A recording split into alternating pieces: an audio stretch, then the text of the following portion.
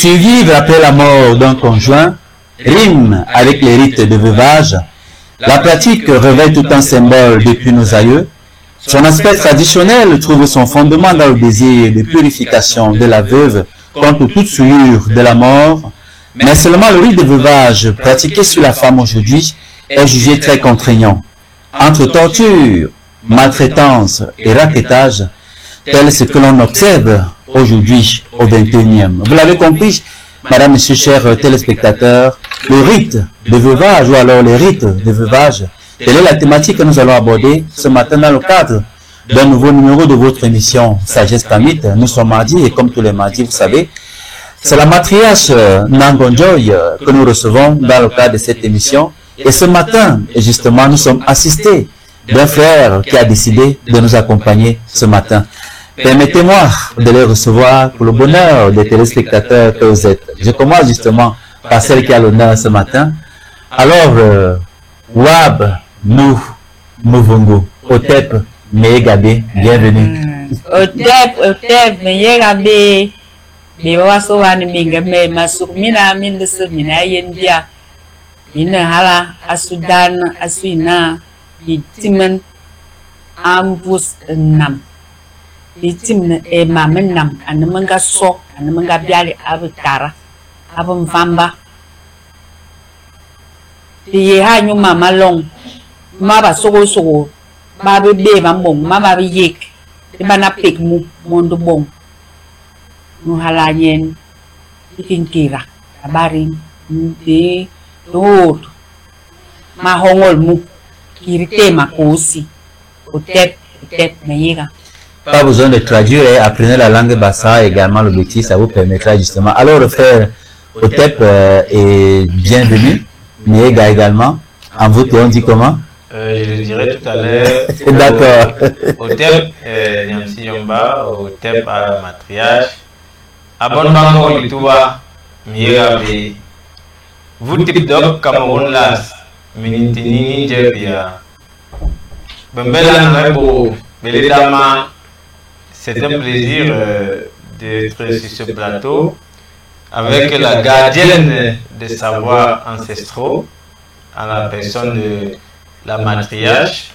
Vous savez, moi qui connais un peu la tradition de l'Afrique, lorsque je suis avec une mère, je me sens en sécurité. Et donc, merci pour l'invitation faite. D'accord, rite de veuvage dans l'Afrique traditionnelle. Justement, quand on en parle, c'est pour faire la comparaison avec la pratique du rite traditionnel ou alors des rites traditionnels aujourd'hui. Tout de suite comme ça, avant d'entrer dans les définitions, qu'est-ce que tu peux dire des rites traditionnels, des rites de veuvage dans l'Afrique traditionnelle? Toi qui justement également porte la casquette de traditionnaliste. Oui, les rites de veuvage, lorsque on appelle en Bassa Malep, nous disons que il y a deux mots pour dire rite de veuvage, il y a Malep et il y a Bikous. Alors, Malep vient également de Lep qui veut dire perdre. Ouais, mais Lep money, j'ai perdu de l'argent. C'est vrai que ça a un autre sens qui est jeté, mais ici c'est le sem, perdre, qui nous intéresse. Alors, Malep veut dire perdre, ça veut dire que c'est un rituel qu'on fait aux gens qui ont perdu, pas quelque chose, mais quelqu'un, un être cher, un être à qui il ou elle était attaché. D'accord. Le deuxième mot pour rite de veuvage, c'est Bikous, dont la racine est Kous, et qui est un père sémantique et morphologique de Kos, qui veut dire saclé. Alors, je rappelle qu'en bassa, on dit Kos Bekai, ça veut dire saclé, désherbé, et sarté. On parle de sartage en langage plus technique. Ça veut dire que lorsque, par exemple, vous enterrez votre grand-père, votre père ou une autre personne et que vous laissez les herbes pousser, lorsque vous êtes en connexion avec cette personne, elle va vous dire que je suis dans l'étouffement, je n'arrive pas à respirer. Et lorsque vous sacrez la tombe, la personne vous réapparaît un rêve pour vous dire que merci, maintenant je respire bien. Vous voyez donc que sacrer veut dire enlever les mauvaises herbes, enlever l'ivraie. C'est donc ça le rite de veuvage. Enlever les impuretés, les souillures, les mémoires astrales, cet impact que vous avez tissé consciemment et inconsciemment parce que vous avez fait des actes sexuels, l'acte sexuel avec la personne, il y a un mélange de fluides énergétiques, il y a un mélange de fluides astro-corporels, ainsi de suite, ainsi de suite. Et donc, il s'agit de purifier la personne. C'est pourquoi on parlait de Kous, parce que dans Kous, il y a également le suffixe, la racine Kou qui veut dire lumière. On a Kouri, l'être lumineux, on a Akou, l'être lumineux, on a même Kouye qui veut dire allumer la lumière. Donc l'objectif c'est de rendre la personne Mpoubi, c'est-à-dire propre, c'est-à-dire blanc, c'est-à-dire lumineux. C'est en ça que consiste le rite de veuvage en Afrique. Le temps est donné, hein, madame, monsieur, chers téléspectateurs, et l'expression de leur visage, justement, me laisse croire que nous allons faire une très belle émission aujourd'hui. C'est le linguiste qui parle, vous l'avez remarqué, Sango Maled, très bientôt, une fois de plus sur les antennes de Kemet Télévision, avec son émission Pod Limal. C'est pourquoi dans chaque de ses analyses, il met toujours un peu de linguistique, et c'est très important.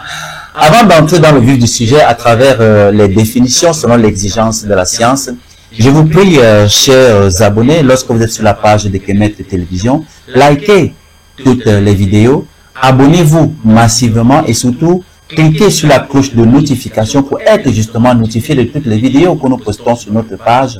Et surtout, cliquez également sur l'onglet décryptage. Je pense bien que c'est description autant pour moi. Voilà, merci frère, description. Comme ça vous permet d'être des super fans de la page YouTube de Kemet Télévision. Et à travers cela, vous pouvez apporter un soutien substantiel à Kemet Télévision à travers 5 € par mois ou alors 5 $ pour ceux qui sont sur le continent africain. Et pour tous ceux qui comptent nous aider à travers leur compte bancaire, la bonne nouvelle, c'est que justement, les nouvelles coordonnées sont validées par la banque et donc à travers ces nouvelles coordonnées que notre réalisateur se fera le plaisir de vous montrer tout à l'heure. Ça vous permettra justement pour tous ceux qui veulent soutenir la chaîne Kemet TV, n'est-ce pas, à travers ces coordonnées-là, voilà justement, vous pouvez faire votre transfert pour soutenir la chaîne Kemet Télévision. Le rite de veuvage dans l'Afrique traditionnelle, c'est la thématique que nous allons aborder ce matin. Et comme je l'ai dit, l'exigence de la science, c'est toujours de définir les concepts avant leur développement. C'est pourquoi je vais commencer par la matriage. Alors, matriage, comment est-ce qu'on peut définir le rite de veuvage pour rester dans la spiritualité Novungu par exemple? Comment peut-on définir le rite de veuvage? C'est-à-dire le rite de veuvage consiste à quoi? Le rite de veuvage consiste à la brusque séparation de un. De un, cela veut dire que tu es avec une personne où vous êtes un. Vous êtes un. Et du coup, on te dit qu'on te coupe la jambe, par exemple. Mais spirituellement, il faut que tu sois décanté de ça physiquement et non spirituellement. C'est ça qui fait souvent un peu une nuance par rapport aux gens qui voient le veuvage. Donc, du coup, quand on t'annonce que ton conjoint est mort, dans le rite, tu commences à faire le rite du coup parce que tu es déjà averti à l'avance quand tu partais à mariage ou que dans ta famille, dans la coutume de ta famille ou dans le protocole que tu as toujours vu passant entre tes yeux d'une veuve traditionnelle par exemple. Donc, tu enlèves le soutien. Tu enlèves le caleçon. Je suis très amusé. Oui. Tu enlèves le soutien. Et tu enlèves le caleçon. Le caleçon. Si tu portais les tresses, tu les dégages. Les longues rastas là, tu coupes ça. C'est-à-dire tu enlèves tout ça, tout ce qui était à tractant sur ton corps. Pour que il y a aussi cette couverture que les gens qui veulent succéder sexuellement après ton mari de par ta chair n'accourt pas très vite aussi. Mais spirituellement, quand tu enlèves ça, quand tu enlèves le caleçon, c'est aspirer les forces de la nature. Parce que la femme est très forte par le bas. Aspirer une certaine énergie que la nature va te donner. Et ancestral, ce n'est pas que tu vas faire l'amour spirituellement avec ton mari. La femme est forte par le bas, ça veut dire quoi, Mathias? Mais la femme est forte dans son sexe. Donc, dans une certaine manière, quand tu es initié, tu connais déjà comment c'est. D'accord. Donc, quand le soutien, c'est pour l'équilibre que tu enlèves. C'est pour l'équilibre. Que tu saches que désormais, tu es déséquilibré et qu'il faut que tu t'équilibres. L'équilibre de quoi? De la veuve? Oui, l'équilibre de la veuve, un équilibre spirituel. Ah, d'accord. Oui, tu sois un peu tranquille, prendre les choses avec ta... Donc, ce n'est pas un équilibre physique, parce que j'allais poser la question de savoir quelle est la différence entre avoir les seins dans le soutien. Ce n'est pas l'équilibre physique, parce que quand tu enlèves le soutien, tu es stabilisé.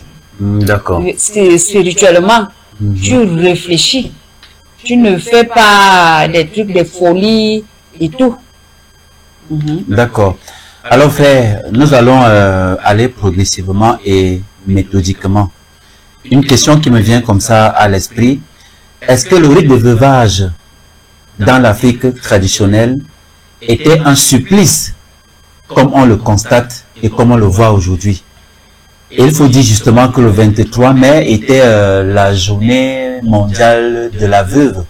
Et beaucoup justement se sont plaints de ce que elles ont subi vraiment beaucoup d'humiliation pendant ce fameux rite de veuvage selon elles. Est-ce que le rite de veuvage pratiqué dans l'Afrique traditionnelle est exactement le même aujourd'hui?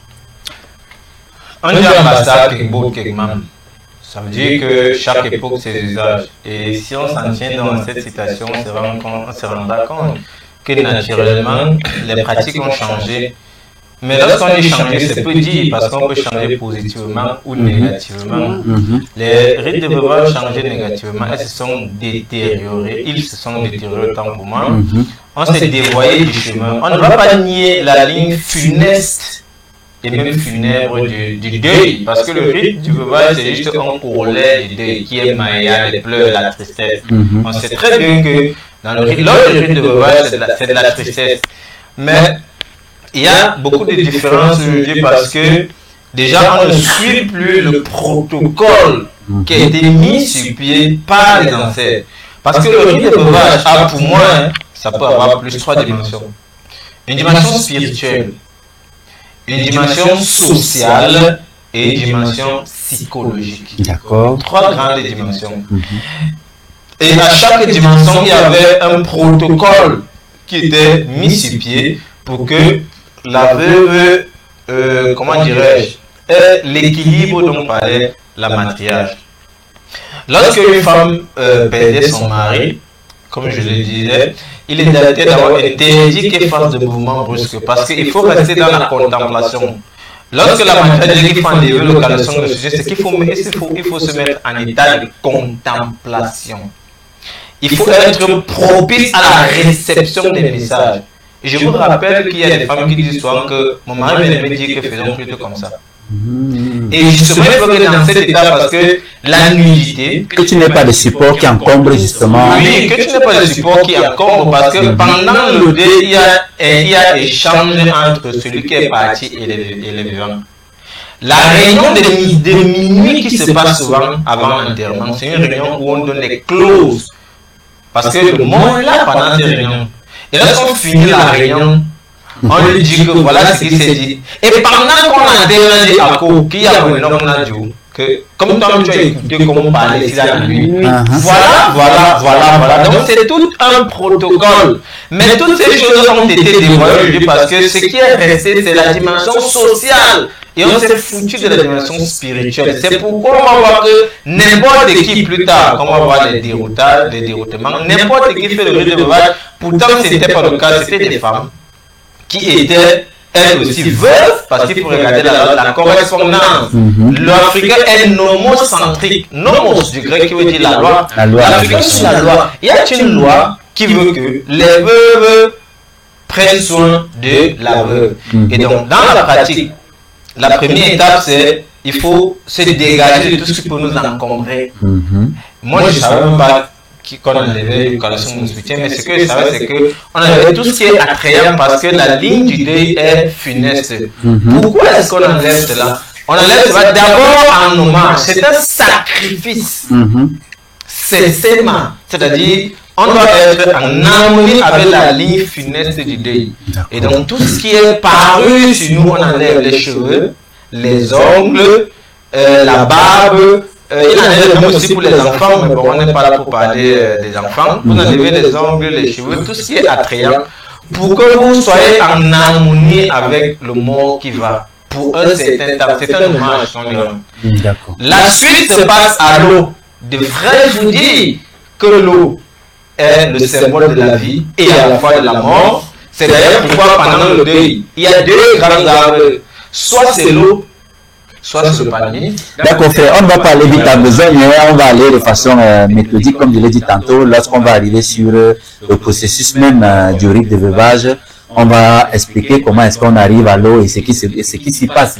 Alors, Mathias, dans le Movungu, quand une femme du Movungu, par exemple, perdait son mari, alors, tout de suite, est-ce que pendant la préparation du deuil, c'est-à-dire de l'enterrement, en même temps, il y avait d'autres femmes qui s'occupaient déjà ou alors qui préparaient déjà la veuve pour le rite de veuvage justement, ou alors c'est après justement l'enterrement que cela lui était informé. Il y avait, dans le cas du Movungu, quand tu perds ton mari, c'est les autres femmes prêtresses, les autres femmes matriarches qui t'apprêtent ton veuvage. Déjà, au départ, quand tu étais à l'initiation, on t'a dit que si jamais il t'arrivait de perdre ton mari, voilà comment tu devais te tenir, voilà ce que tu devais faire. Mais quand ça arrive déjà, c'est les autres femmes qui sont là pour t'assister parce que toi, tu connais déjà ce que tu dois faire. Donc, les femmes du groupe. Oui, les femmes du groupe. Les femmes du groupe. Et même t'instruire la façon dont tu dois pleurer. Parce que aujourd'hui, là, je veux souligner ça vraiment. Je veux souligner cet paramètre-là. Aujourd'hui, les femmes ont honte de pleurer leur mari. Elles font les chichis. Avec les mouchoirs. Non! Tu parles à haute voix. Tu parles à haute voix comment tu aimais ton mari. Comment vous étiez ensemble, ce qu'il était, s'il était un homme fort, s'il était un homme beau, s'il était un bon chasseur, s'il était un bon bâtisseur et tout ça. Oui, moi je me rappelle que ma grand-mère pleurait son mari en chantant. Hein? Et il y a des façons de pleurer son mari. Mais aujourd'hui, oh, ma soeur, ne pleure pas. La tension va te faire. La tension, elle est venue où? Quand tu pleures ton mari, la tension vient chercher quoi là-dedans? Hein? Donc, il y a, j'ai déjà passé une de ces émissions quelque part dans une chaîne où moi j'ai suivi beaucoup de femmes pleurer leur mari vraiment de façon traditionnelle. Elles parlent. Donc dans le Movungu, tu pleures ton mari en parlant de lui. Pendant que le corps est là, tu parles de ton mari, tu parles de lui, ce qu'il était. Tu ne dois pas seulement attendre l'oraison funèbre qu'on va parler le discours là pour dire comment il était fort. Non, l'autre là on ne parlait, l'Africain ne parlait pas l'oraison funèbre. Il parlait en tant que frère, mais déjà on avait déjà écouté la parole de la veuve pendant ses pleurs. Quand on dit souvent à la veuve, pleure ton mari à 4 heures du matin. Hein? C'est pourquoi tu dises quoi? Oui, justement, à l'ouest Cameroun, on s'est rendu compte que quand une femme vient de perdre son mari, chaque 4 heures, justement, ce sont ces pleurs qui réveillent la communauté. Et qu'elle déclenche, toutes les autres femmes de la concession prennent et puis elles pleurent de façon rythmée. Oui. C'est quand même très Oui, important. c'est ça. Là, ton mari à 4 heures du matin ne veut pas dire que c'est parce que vous faisiez l'amour, non. Il y a un 4 heures du matin que vous causiez quand même de certaines choses. De vos projets, De de la vos famille. projets, la famille et tout. Hein?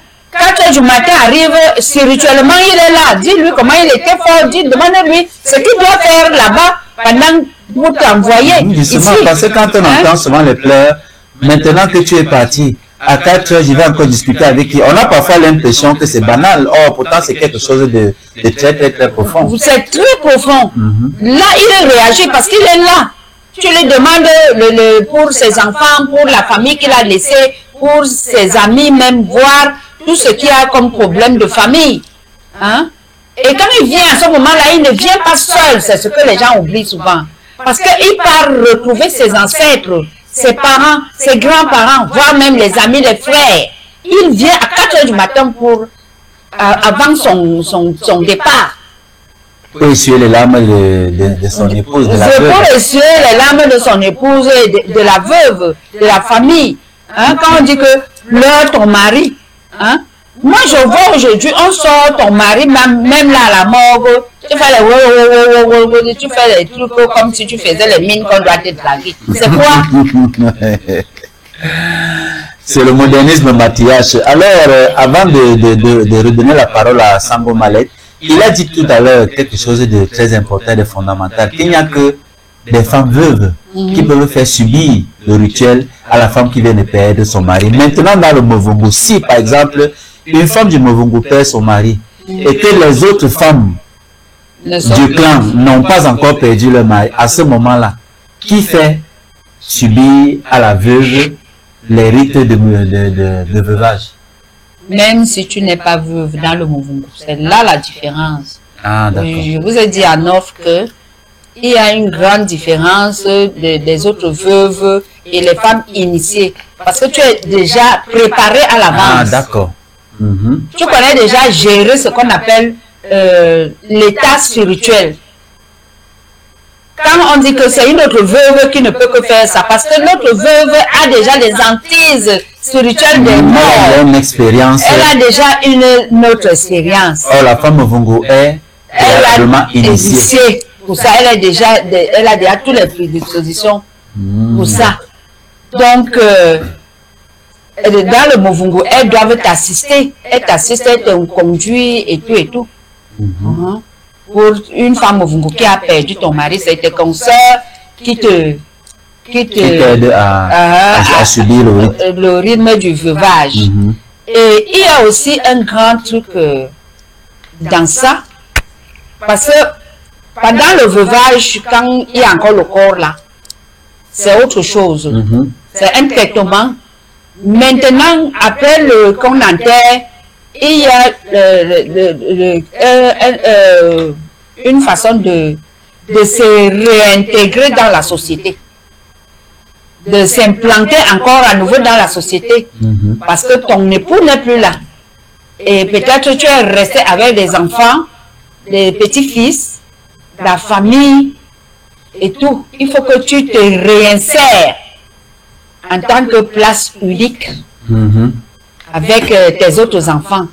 Donc les femmes Movungu vont aussi t'aider que bon, voilà comment tu dois te tenir maintenant, voilà comment tu dois faire. Pour l'insertion dans la famille, dans la communauté, dans la tribu, après le décès de ton mari. Oui, après le décès de ton mari. D'accord.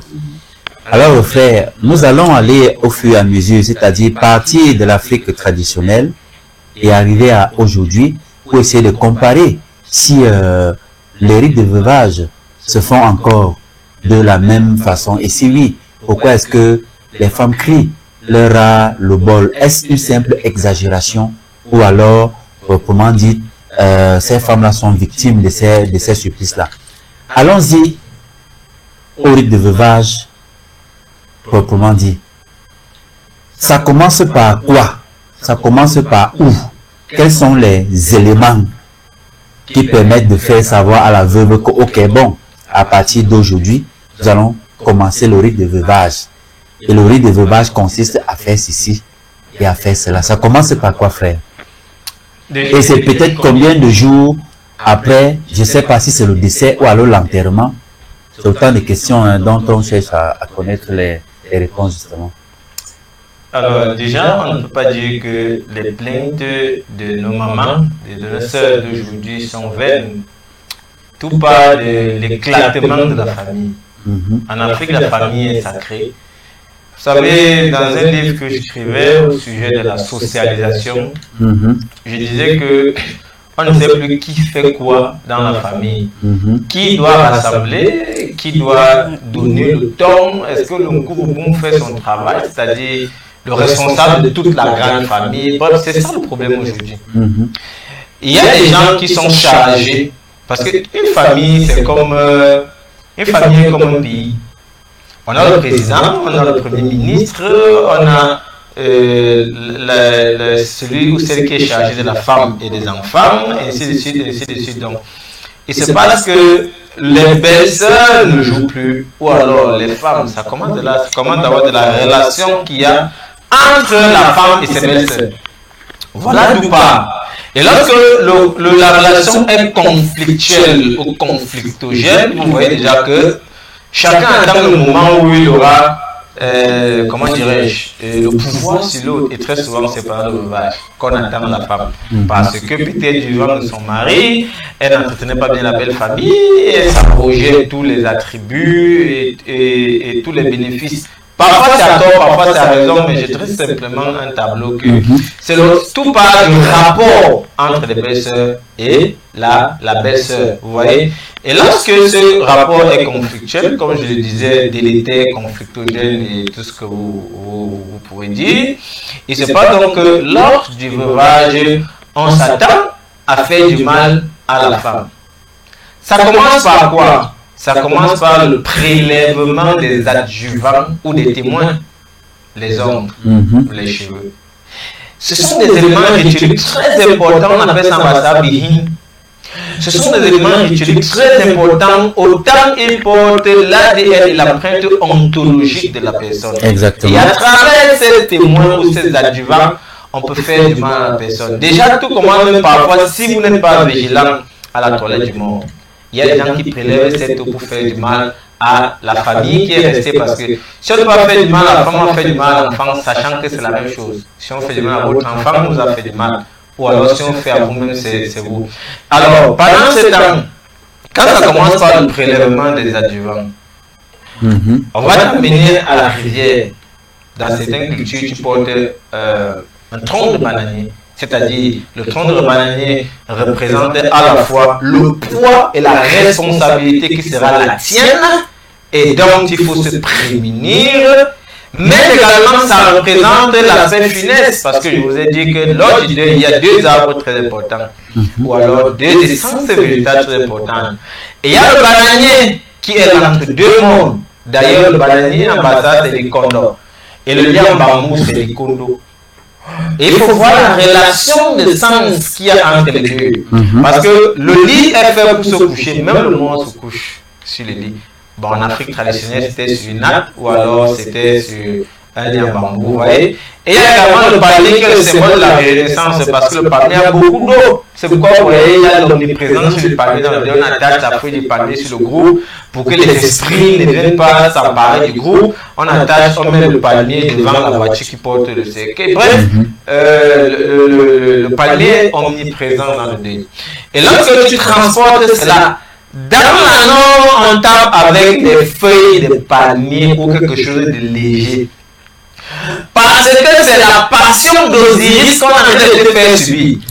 Parce qu'ici, on est dans un cycle de renaissance. N'oubliez pas que c'est Osiris qui renaît, vous voyez. Donc, c'est comme on bat le grain d'Osiris, le grain qui représente Osiris. Parce que figurez-vous que la passion du Christ, c'est le cycle agré du grain en Afrique ancestrale.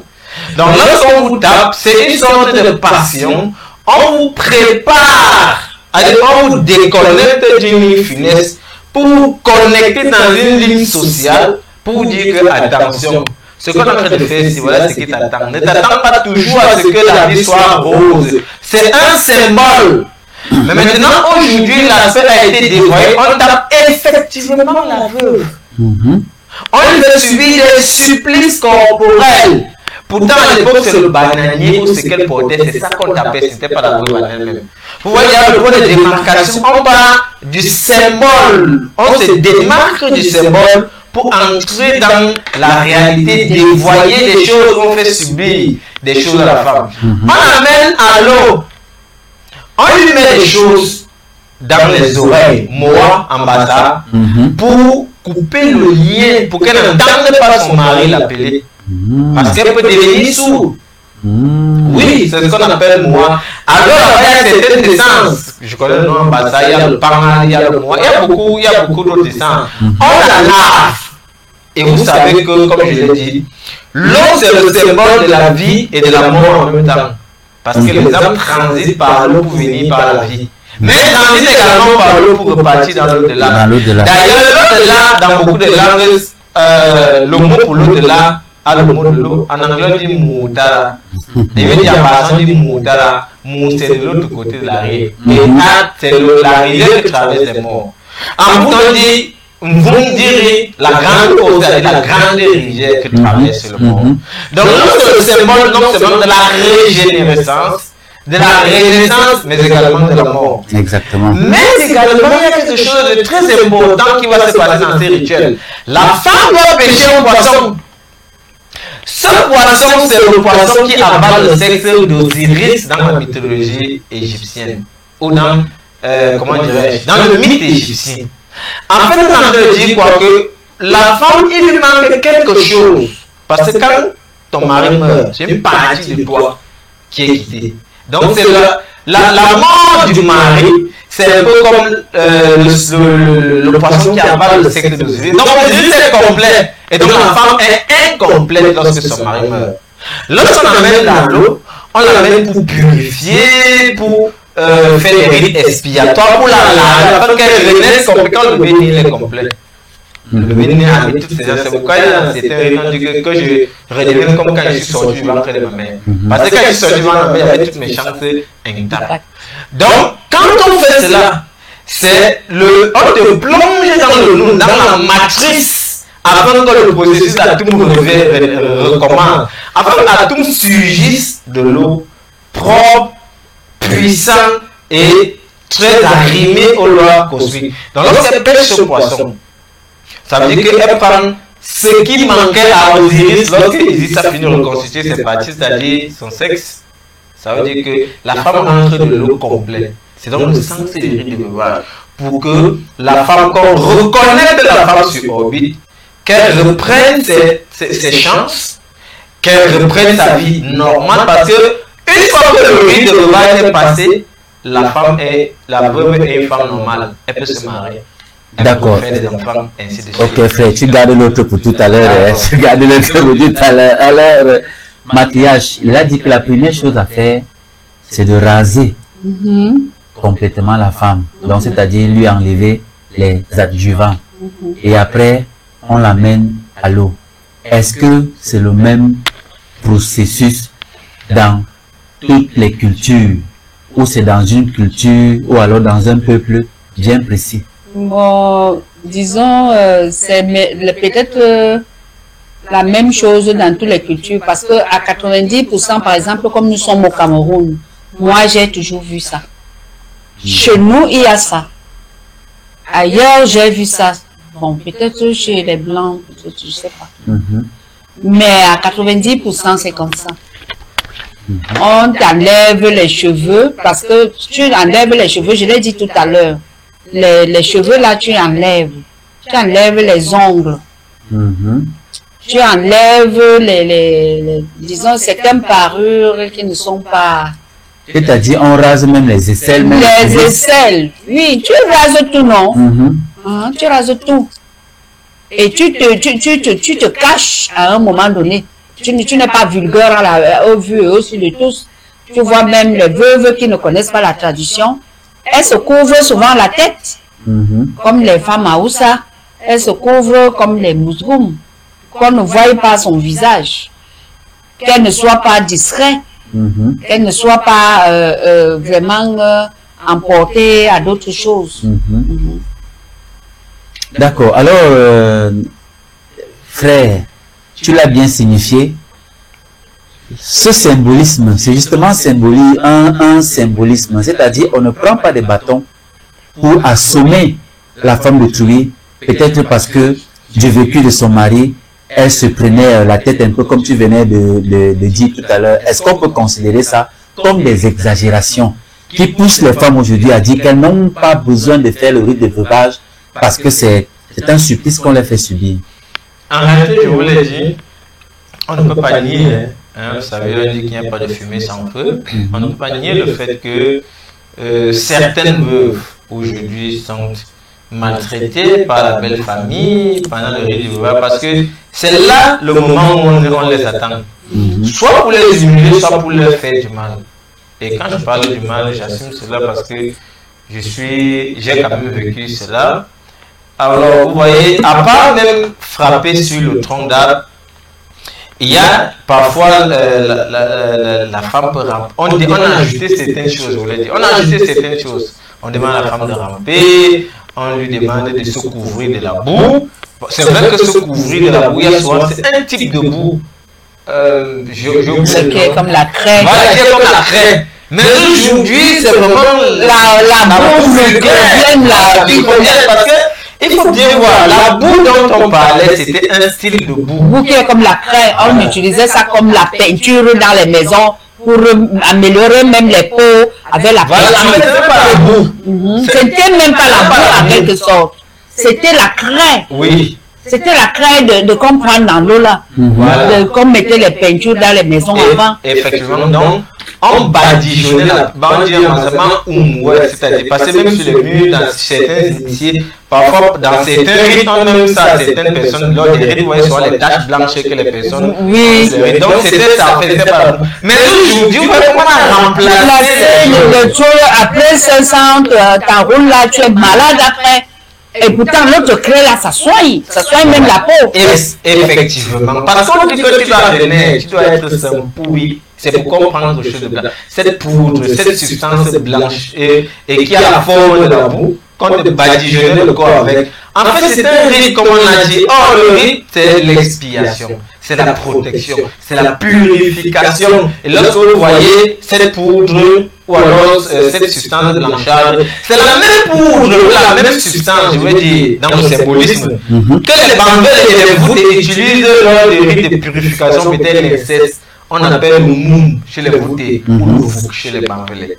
C'est cette poudre blanchâtre qui est le symbole de la pureté qu'on revêtait le corps de la femme veuve avec. Mais aujourd'hui, vous voyez, on a mis la boue, on a mis les gourdins, on demande de marcher à genoux sur les cailloux, chose qui n'a pas existé parce que je vous rappelle que c'est la femme, c'est l'être le plus divin dans l'Afrique ancestrale. Et donc, on ne pouvait pas arriver à cela. Si on arrive à cela aujourd'hui, il faut le dire que ce n'est pas la tradition, c'est le mauvais côté de la tradition. C'est la tricherie, c'est la duperie. Ce sont des gens qu'on a imposés comme la tradition, qui n'ont pas le substrat spirituel et ontologique de la famille ou de la société, qui profèrent déjà ou qui possèdent ces genres de pratiques. Et à qui on peut le faire, parce qu'il a des acquaintances avec le sous-préfet, avec s'il y avait cela, moi j'ai vu dans les villages, on sait que celui-là, ou alors celle-là, lors des rites de veuvage, elle garde les femmes, on s'en pleure, on ne lui fait rien, on veut chasser du village, le chef ou alors le maire, le sous-préfet, sans fustiger ces autorités. Il y a certaines qui sont très bonnes, ces autorités traditionnelles, parce que j'étais également dans un village où le maire lui-même, il est descendu avec certains chefs traditionnels pour suivre cela parce qu'on lui avait, et même le président du tribunal. Bon, c'est vrai que c'est la famille qui les avait saisis, mais ils ont fait leur rôle et ils se sont assurés que tout se passe dans la dignité. Donc, c'est pas pour fustiger ces autorités traditionnelles ou alors administratives, c'est pour dire qu'il y en a certaines. Lorsqu'on vient leur donner une enveloppe, on dit que bon, contrecarre la décision de chasser telle personne. C'est comme ça qu'on faisait avant.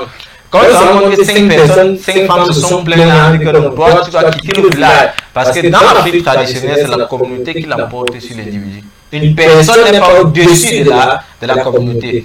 Donc vous voyez comment on a dévoyé tout le supplice. Ça veut donc dire que effectivement les femmes ont raison d'avoir peur aujourd'hui de subir les rites de veuvage, parce que comme tu l'as si bien dit, les rites de veuvage auxquels sont rattachés communément la fonction expiatoire, de purification, de libération et de protection, sont plutôt devenus aujourd'hui des occasions de torture. Ça veut dire que c'est légitime qu'elles aient peur. C'est légitime parce que... Et de peur en peur, cette tradition peut disparaître. C'est légitime parce que normalement, après un rite de veuvage, la femme, l'épaule d'une femme doit s'ouvrir. Dans la norme. Mais regardez, elle ne parvient même pas à nourrir les enfants orphelins. Ça veut dire qu'on a changé certains codes dans le veuvage. Parce que le veuvage, c'est pour ouvrir les portes à la femme. Et pourquoi on le dise? Pour qu'elle soit pure. Normalement, quelques mois après le veuvage, il doit y avoir les hommes qui accourent. En fait, c'est la bénédiction. C'est dans tous les sens de la bénédiction, et réparatrice, et protectrice, et expiatoire, et l'ouverture de portes pour les enfants, pour toi-même, pour tout, pour le commerce. C'est ça, normalement, lorsqu'une femme finit son rite de veuvage, elle doit rayonner, elle doit être pourrie. D'accord. Mais c'est pas ce qu'on constate. À quel moment, matriage, est-ce que le rite de veuvage débute? Est-ce juste après le décès de l'époux? Ou alors, c'est après l'enterrement que le rite de veuvage débute pour la femme qui est restée veuve, justement? Le rite de veuvage commence tel que j'ai commencé, je vous ai dit allez dire. Mais d'autres pratiques à l'extérieur commencent après l'enterrement. D'accord. Donc, une fois, on met le mari au sol la veille, on amène la femme dans l'eau. Commencer à lui faire les trucs de veuvage. C'est-à-dire la veille de l'inhumation, la veille de l'enterrement. La veille de l'enterrement. On lui oint donc avec l'argile blanche là. Cette argile blanche là, on a déjà apprêté le bon menyenge. Donc, dans l'huile de palmiste. Dans l'huile de palmiste. Mais avant ça, tôt le matin, elle doit manger un petit repas que son mari aimait. Très tôt le matin, à 4 heures, elle doit manger ce dernier repas avec son mari d'abord. À 4 heures du matin, elle doit manger ça. Pas beaucoup qu'elle reste là, tout elle mange. Mais elle mange là, elle appelle son mari, viens, on mange nous deux. Donc elle fait un dernier repas. Avant qu'on la conduise dans l'eau pour le second riz du veuvage, on enlève les cheveux, on coupe les cheveux, on rase partout, on lui oint de l'argile. Elle reste d'abord un instant. Après donc, on cherche les feuilles, les herbes, ceux qui sont gluants, ceux qui ne sont pas gluants. On cherche tous ces feuilles-là. Entre-temps, on a déjà allumé un feu là-bas. C'est ça qui reste aujourd'hui que les gens ne font pas. On a allumé un feu à côté. On a commencé à braiser. Soit il y a une autre femme là qui braise le plantain, le macabo avec l'huile. Parce qu'elle reste longtemps là-bas au feu. Mais aujourd'hui, on fait le wassa-wassa. Non. La veuve passait avec le groupe qui lui sort du veuvage toute la journée. Maintenant, on finit de la oindre avec cette argile-là. Elle s'assoit donc, le soleil, s'il y a le soleil, c'est bon. Et on lui donne des conseils là-bas à l'eau, comment elle doit faire, comment elle doit se conduire, comment elle doit faire régulièrement. Si c'est l'amour là même, on lui dit que bon, c'est à telle période que tu vas commencer à faire l'amour avec un autre homme. Mais pendant que ton mari n'est pas encore totalement parti, tu ne dois pas faire l'amour. Pas les veuves qui font l'amour aujourd'hui que ton mari, la chaleur de ton mari est encore sur le lit. Tu viens faire coucher un homme là-dessus. Non.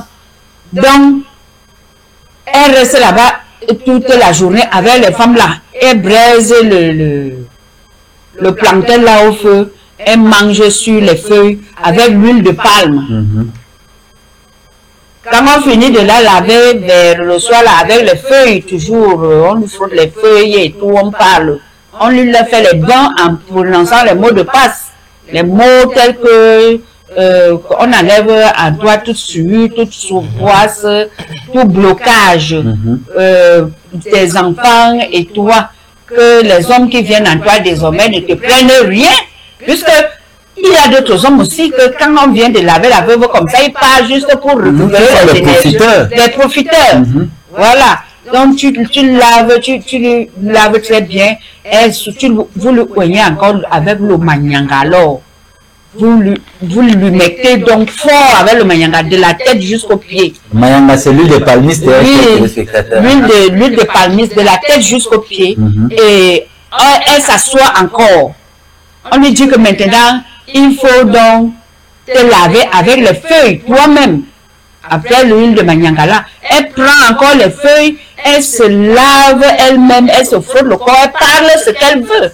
Elle se dit ce qu'elle veut devenir. Hein, elle prend donc la force. Quand elle quitte donc de là maintenant, elle part dans se chauffer à côté du feu. Là, on lui dit donc que là maintenant, tu dois rentrer avec un repas que tes enfants vont manger en cachette. Là, elle braise aussi le plantain, soit le macabo qu'on aura apporté là-bas. Elle mélange dans le feu avec l'huile, elle emballe.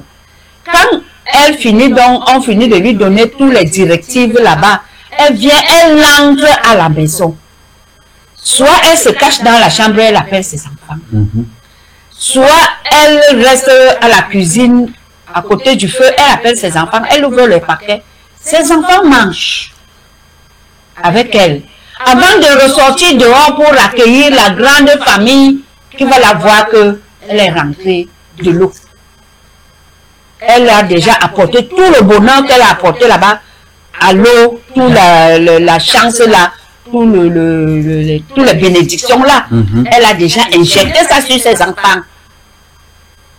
Parce que quand elle vient avec là-bas, avec le paquet là, elle déballe ici à la cour. Donc il faut que les veuves apprennent à se garder.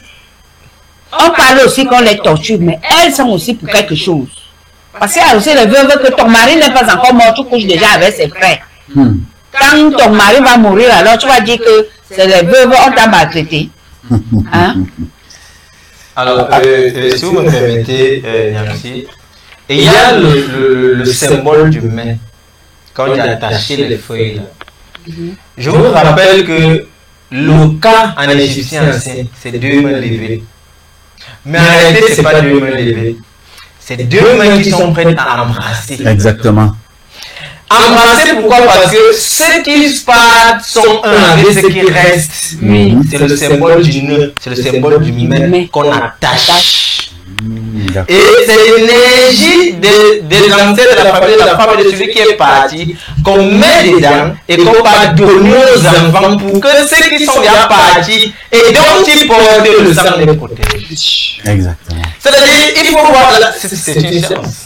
Bien entendu. C'est pas le jeu, c'est une science. Et c'est pourquoi on dit toujours que le cas soit vérifié. Il faudrait également dire qu'il faudrait qu'on vérifie le cas de nos morts. Parce que pour qu'ils viennent et qu'ils nous donnent cette énergie, il faudrait qu'on compense cela. Et c'est très important de le rappeler. Ce qui s'est passé aujourd'hui, c'est que quand on a changé les feuilles là, il y a 2 choses. Soit on a changé les feuilles, soit la matriarche qui est chargée de ça, elle dit que tout ce que je vais faire, tout ce que je vais dire de bon ne demande que c'est le contraire qui arrive. Et c'est où la lampe du mort qui était le Ndjek doit venir. Parce que normalement, avant tout grand rituel en Afrique, c'est l'officiel devait leur prêter serment. Oui, tu prêtes serment. Quand le Mouvungo le fait, tu prêtes serment de ne pas faire du mal. Donc, moi par exemple, les gens me taxent de toutes les sorcelleries. Tu me taxes sorcière et tout. Mais quand je te regarde, j'ai pitié de toi parce que je sais que tes mots vont te revenir. Je ne fais pas partenaire ou parrainer, être marraine de ton mal. Parce que le mal est que quand tu ressors ça balade, quand ça n'a pas de connexion, ça rentre sur toi. D'accord. D'ailleurs, on fera une émission ici, une thématique essentiellement sur la vivification du cas. Ce que c'est que le cas et comment est-ce que le cas se vivifie après combien de temps. on fera une émission là, justement. Alors frère, nous allons avancer. Il y a certaines familles qui décident de garder le corps du défunt pendant plusieurs semaines, voire plusieurs mois. Et dit-on souvent dans certaines traditions que la veuve doit observer un certain comportement jusqu'à la mise en terre de son époux. Alors, quel est ce comportement? Comment est-ce que la veuve se comporte-t-elle quand son mari est encore à la morgue? Comment se nourrit-elle? Où dort-elle? Vit toujours la vie qu'elle a eu à mener, mais cette fois avec ses enfants? Ou alors il y a un particularisme par rapport au vécu de la veuve après la mort de son mari, avant justement l'inhumation, c'est-à-dire l'enterrement. Parce que à l'ouest Cameroun, par exemple, chez les Bamileke, on dit que jusqu'à ce que on mette ton mari en terre, quand tu dois manger, tu manges toujours assise par terre et tu ne dois pas dormir sur un lit, c'est-à-dire tu dors soit sur une natte, soit sur un matelas par terre et tout de suite on te rase les cheveux jusqu'à l'enterrement et c'est après dans l'enterrement que on te donne un tel nombre de temps, on va voir ça justement par la suite, pour commencer à vivre une vie normale, c'est-à-dire tu peux avoir un autre homme dans ta vie, tu peux aller à gauche, tu peux aller à droite. Précisément, comment est-ce que le comportement de la femme qui vient de perdre son mari? En Afrique traditionnelle, lorsqu'on veut prendre la femme, il y a 3 conditions. Il faut avoir la maison, je m'arrête là. La femme, c'est un mystère, on dit en bas, on dit pour dire le mystère. C'est pourquoi il faut avoir le ndap, la maison, pour garder ses ndip dedans. On est toujours dans le mystique. Le mystère que la femme reste quelque part. Quand le chien mystérieux, c'est voilé, c'est couvert. Ce n'est pas vulgaire. La femme, c'est un mystère. Et donc, pendant que la femme est liée, si vous voulez la voir aller dans sa maison, même dans la cour du Dieu, on ne sait pas. Donnez les directives, tu as les sœurs, tu as les enfants, donnez les directives. Elle reste dans la maison. C'est d'abord pour elle. Parce qu'à ce moment, elle est vulnérable. Parce qu'il y a plusieurs moments pendant lesquels la femme est vulnérable. Un, quand elle est enceinte. C'est pourquoi la femme enceinte ne fait pas, on ne doit pas une femme enceinte, elle ne fait pas son tour. Elle ne doit pas être au vieux sur tout le monde. Parce que quand les gens se regroupent, ce sont des foyers énergétiques qui se créent et les irradiations peuvent être telles que ça la frappe affecter l'enfant, oui, aussi. Affecter l'enfant. Donc, il doit avoir quelqu'un. Elle doit être dans le monde. Mais elle doit avoir quelqu'un qui est avec elle. Parce que c'est aussi ça qu'il faut dire. Il y a quelqu'un qui est avec elle, qui vit sur elle. Elle est assise, à même le sol, pieds nus, si elle veut marcher. D'ailleurs, ce n'est plus un débat aujourd'hui, le earthing en anglais. C'est une méthode à travers laquelle on capte les énergies telluriques avec les plantes de la pied, donc avec les plantes de pied, donc. Je le dis, c'est un débat parce que la vérité sont blanches. Quand ce sont ceux qui disent on ne débat plus, donc c'est pourquoi je dis qu'on ne débat plus. Alors, si elle marche fini, elle reste là à la maison. Elle pense à son mari. Il ne faudrait pas qu'elle soit distraite. Parce que dans les énergies, dans la nature des éthers qui sortent du cœur sont puissants. C'est également une manière d'envoyer des énergies au mari. Parce que lorsque on dit vivifier le cas, il y a plusieurs bons. Vous avez dit comment revenir sur cela. Mais je veux dire, c'est une manière d'envoyer des énergies, de rester en connexion avec son mari, à communiquer avec son mari pendant qu'elle communique avec lui. Bon, même si la communication est peut-être à sens unique lorsque la femme n'est pas initiée, mais c'est réciproque lorsque la femme est initiée. La femme lui dit, elle lui dit. Voilà, est-ce que tu sais, voilà, ils communiquent ensemble. Par conséquent, elle doit rester concentrée. Oui, par conséquent, elle doit rester concentrée. Mais le symbole d'Osiris en Afrique, en Égypte, le ciel de l'œil. Le ciel, c'est quoi? C'est la stabilité, non? Il faut être stable pour observer, pour contempler. C'est pourquoi les femmes sont les grandes contemplatrices et les guides. Parce que la femme, c'est le calme. C'est la stabilité, l'homme c'est le mouvement. Et donc l'homme ne va pas percevoir ce que la femme perçoit parce que la femme est assise, l'homme est debout. Donc la femme doit être calme pour percevoir parce que en plus de son mari qui lui parle, il y a d'autres personnes dans la famille, les gens ne viennent jamais seuls. Même quand tu rêves de ton père ou de ta mère qui est décédée, dans la plupart des cas, il ou elle est toujours avec les gens. Et c'est pourquoi même quand on dit quand on fait des offrandes, on dit que toi et c'est avec qui tu es. Parce qu'il faudra être calme. Parce que ce sont des codes qu'il faut connaître. C'est avec que la femme distribue le vin, bien la nourriture du mari, que moi j'ai vu là. Ce sont des hérédits. D'abord, tu as beaucoup de travail à initier les gens justement pour que, surtout les jeunes filles. Oui, il faut le dire, c'est pas pour rien. Bien, oui. Et à ça, par exemple, on dit qu'elle est forte, elle est courageuse. Non, c'est quoi ton mari? Et si on te dit que tu ne perçois pas, tu fais justement. C'est une autre personne qui reçoit. C'est une autre personne qui reçoit. Parce que comme la matriarche a dit tout à l'heure, il y a des gens qui profitent de ces occasions de faiblesse justement pour faire leur sale boulot, leur sale besoin. Et si tu n'es pas concentré et en adéquation justement avec l'énergie de ton époux, forcément tu seras assise. Si tu ne réfléchis pas, tu vas somnoler. Or, n'est-ce pas, pendant qu'on dort, qu'on reçoit le plus grand message. Est-ce que c'est pas ça? Tu peux même regarder comme ça, tu vois comment quelqu'un qui disait ton mari est en train d'entrer, ton mari te le fait voir cela. C'est pourquoi tu dis la femme doit être là, elle aussi, après va dire à quelqu'un de hey, je viens de voir telle personne là, pardon, qu'elle ne fait pas. C'est comme ça que ça se passe. C'est pas le jeu. C'est pas le jeu. C'est pas la blague, c'est pas pour rien. Non, hey, mais au lieu de son mari, elle était debout, elle marchait. Elle marchait pendant qu'une autre personne est assise là-bas, elle reçoit tout ce que ton mari donne. Plus grave, on a des femmes aujourd'hui que le lendemain du décès de leur époux, elles se trouvent sur le lit d'un autre homme en train d'écarter les pieds. Oui, il y en a, parfois même pendant le deuil. En fait, c'est... Après, tu vas te retrouver avec les enfants zinzin. Mon enfant était là, il était sage à l'école, vraiment c'est la belle-mère qui a fait ça. Après le deuil de mon mari, il a gâté tous ses enfants. Alors que le jour que tu te trouvais là en train de faire remplir, voilà toutes les énergies des enfants qui est parti. Non seulement ça, quand tu vas commencer à oublier, à faire des choses comme une folle, à perdre des choses, à entendre plus de voix à la fois, comme on dit, il ne faut pas accuser les gens. Parce que en Afrique, et c'est là où l'Afrique est il faut d'abord respecter la loi. Comme ça, quand quelque chose arrive, on écarte d'abord telle parce qu'on sait que normalement elle a bien fait son œuvre, peut-être de l'autre côté. Exactement. Mais là, quand tu as mis les gens dans un cafouillage, on croyait que tu étais là, tu allais derrière le cacao, satisfait ton copain qui est d'ailleurs venu au deuil, ça devient compliqué. Et je vous dis, on ne joue pas avec les morts. Ça paye cash. Et je vous rappelle que le monde n'est plus là pour dire que ouais, c'est mon enfant, c'est ma femme, non. Il est déjà un cas qui est harmonisé avec le plus grand cas.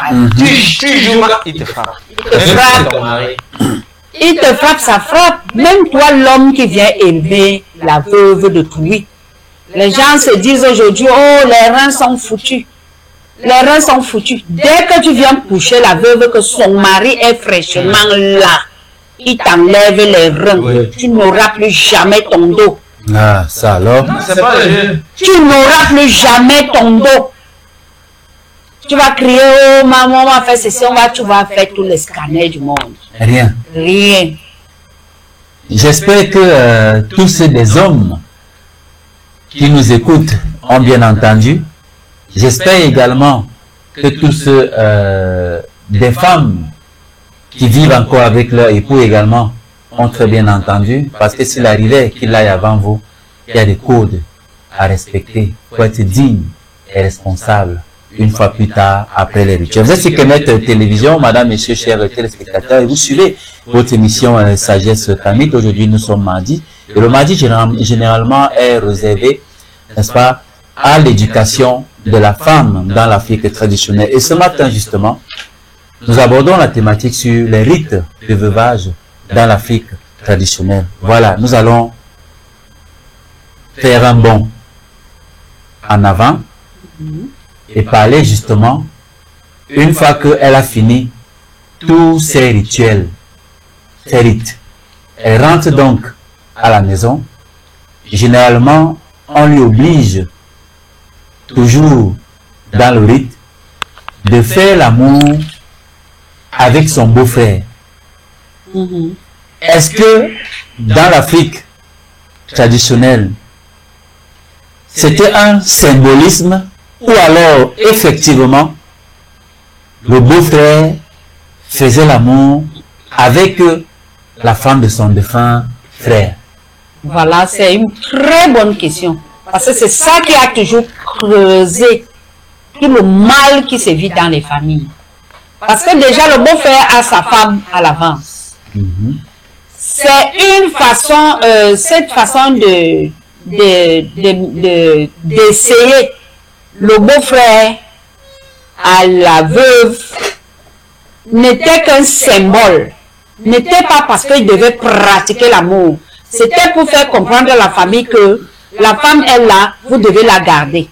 Et elle, à la femme, pouvait faire le choix dans la famille, soit d'un célibataire, soit de rester là, à la toute confiance de la famille, même si les mesures sexuelles parvenaient, c'était concluant avec toute la famille entière.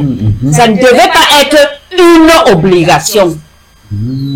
Parce que déjà la veuve peut venir avec un intrus dans la famille qui vient seulement saccager la famille en question. La famille en question. Ou de tel cas, tu t'entends avec ta belle famille, tu dis je ne peux pas rester parce que je suis encore jeune, je dois aller à un autre mariage. Là, tu vois ta belle-mère qui est ta mère, ta seconde mère, avec la famille. Tu pars à ce mariage doucement, sans toutefois affecter l'autre famille là où tu étais marié. Moi, j'ai vu comme ça une belle-mère qui a donné sa belle-fille à un autre mariage parce que son fils était mort. Il a laissé les enfants.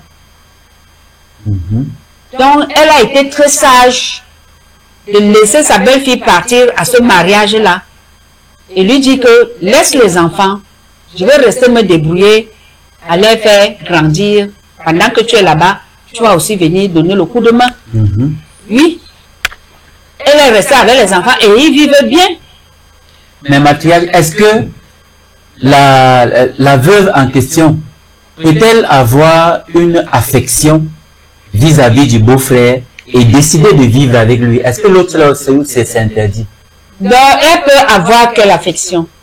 Elle peut avoir une affection, souvenir, en souvenir de son mari. Se donner ça dans la tête que c'est peut-être son mari qui est là avec elle. Mais il ne peut jamais avoir une affection de naissance comme elle a eu avec son mari. Mais frère, sauf qu'on a vu dans certaines familles des veuves épouser des frères de leur défunt mari, tout en faisant savoir que non, ça n'a pas été une obligation, mais ça a été plutôt de connivence entre la veuve et la famille. Alors, mais la veuve, s'il te plaît, merci. La veuve avec la famille, c'est qu'ils n'ont pas aimé leur frère de fond. C'est qu'elle n'a pas vraiment aimé son mari. Oui. Parce qu'elle n'a pas vraiment aimé. Si elle déclare que c'est un amour profond, cela veut dire que tu as fait un manquement même pendant la maladie de ton mari à lui donner les aspirines. Pour que tu la suicides pour rester se marier avec son frère qui est trop riche ou qui est trop beau. Pour que ton mari... Oui, parce qu'il ne faut pas se le cacher. Oui, il y a des femmes à interprétation. Oui, ça pousse à plusieurs interprétations. Il y a les femmes qui partent aujourd'hui dans certains mariages. Par exemple, j'ai demandé à une. Tu pars en mariage sur cette personne pour quoi? Je m'attendais que bon, elle vient m'inviter à son mariage parce qu'elle aime son mari. Parce que elle veut à tout prix être avec lui, c'est un sentiment unique avec lui. À ma grande surprise, elle m'a donné la chair de poule et me dit, je me marie avec lui parce qu'il a de l'argent. Je fais les tours à la maison, je fais les petits travaux, on cause, je reviens. Je lui demande, oh, vraiment le tissu que tu m'apportes là pour ton mariage est beau, hein? Oh, ma chère, ceci, oh, tu m'as acheté même des ballerines, oh. Alors, je reviens. Vraiment, quand tu es ensemble avec lui, tu aimes sa compagnie. Est-ce que beaucoup de femmes te guettent beaucoup quand tu es avec lui? Et parce que quand l'homme est beau, hein, vraiment, les autres femmes draguent souvent. Je dis non, je te dis qu'il a l'argent. Tu vois un peu. automatiquement, j'étais obligée de prendre son tissu. J'ai posé avec les ballerines. Et 10 000 qu'elle m'a donné. Je dis que je ne viendrai pas au mariage. Pourquoi? Je n'avais pas de mots à dire parce que je ne pouvais pas aller assister à un spectacle qui n'a pas de sentiment. À cette abomination. À cette abomination. Hein? Tu te dis que tu te maries avec un homme qui est plus âgé que toi. Et tu n'as pas de l'amour. Hein? On se dit que quand même le mariage c'est le goût. Donc, celle-là avec son beau-frère, il tissait déjà les choses du vivant de son mari.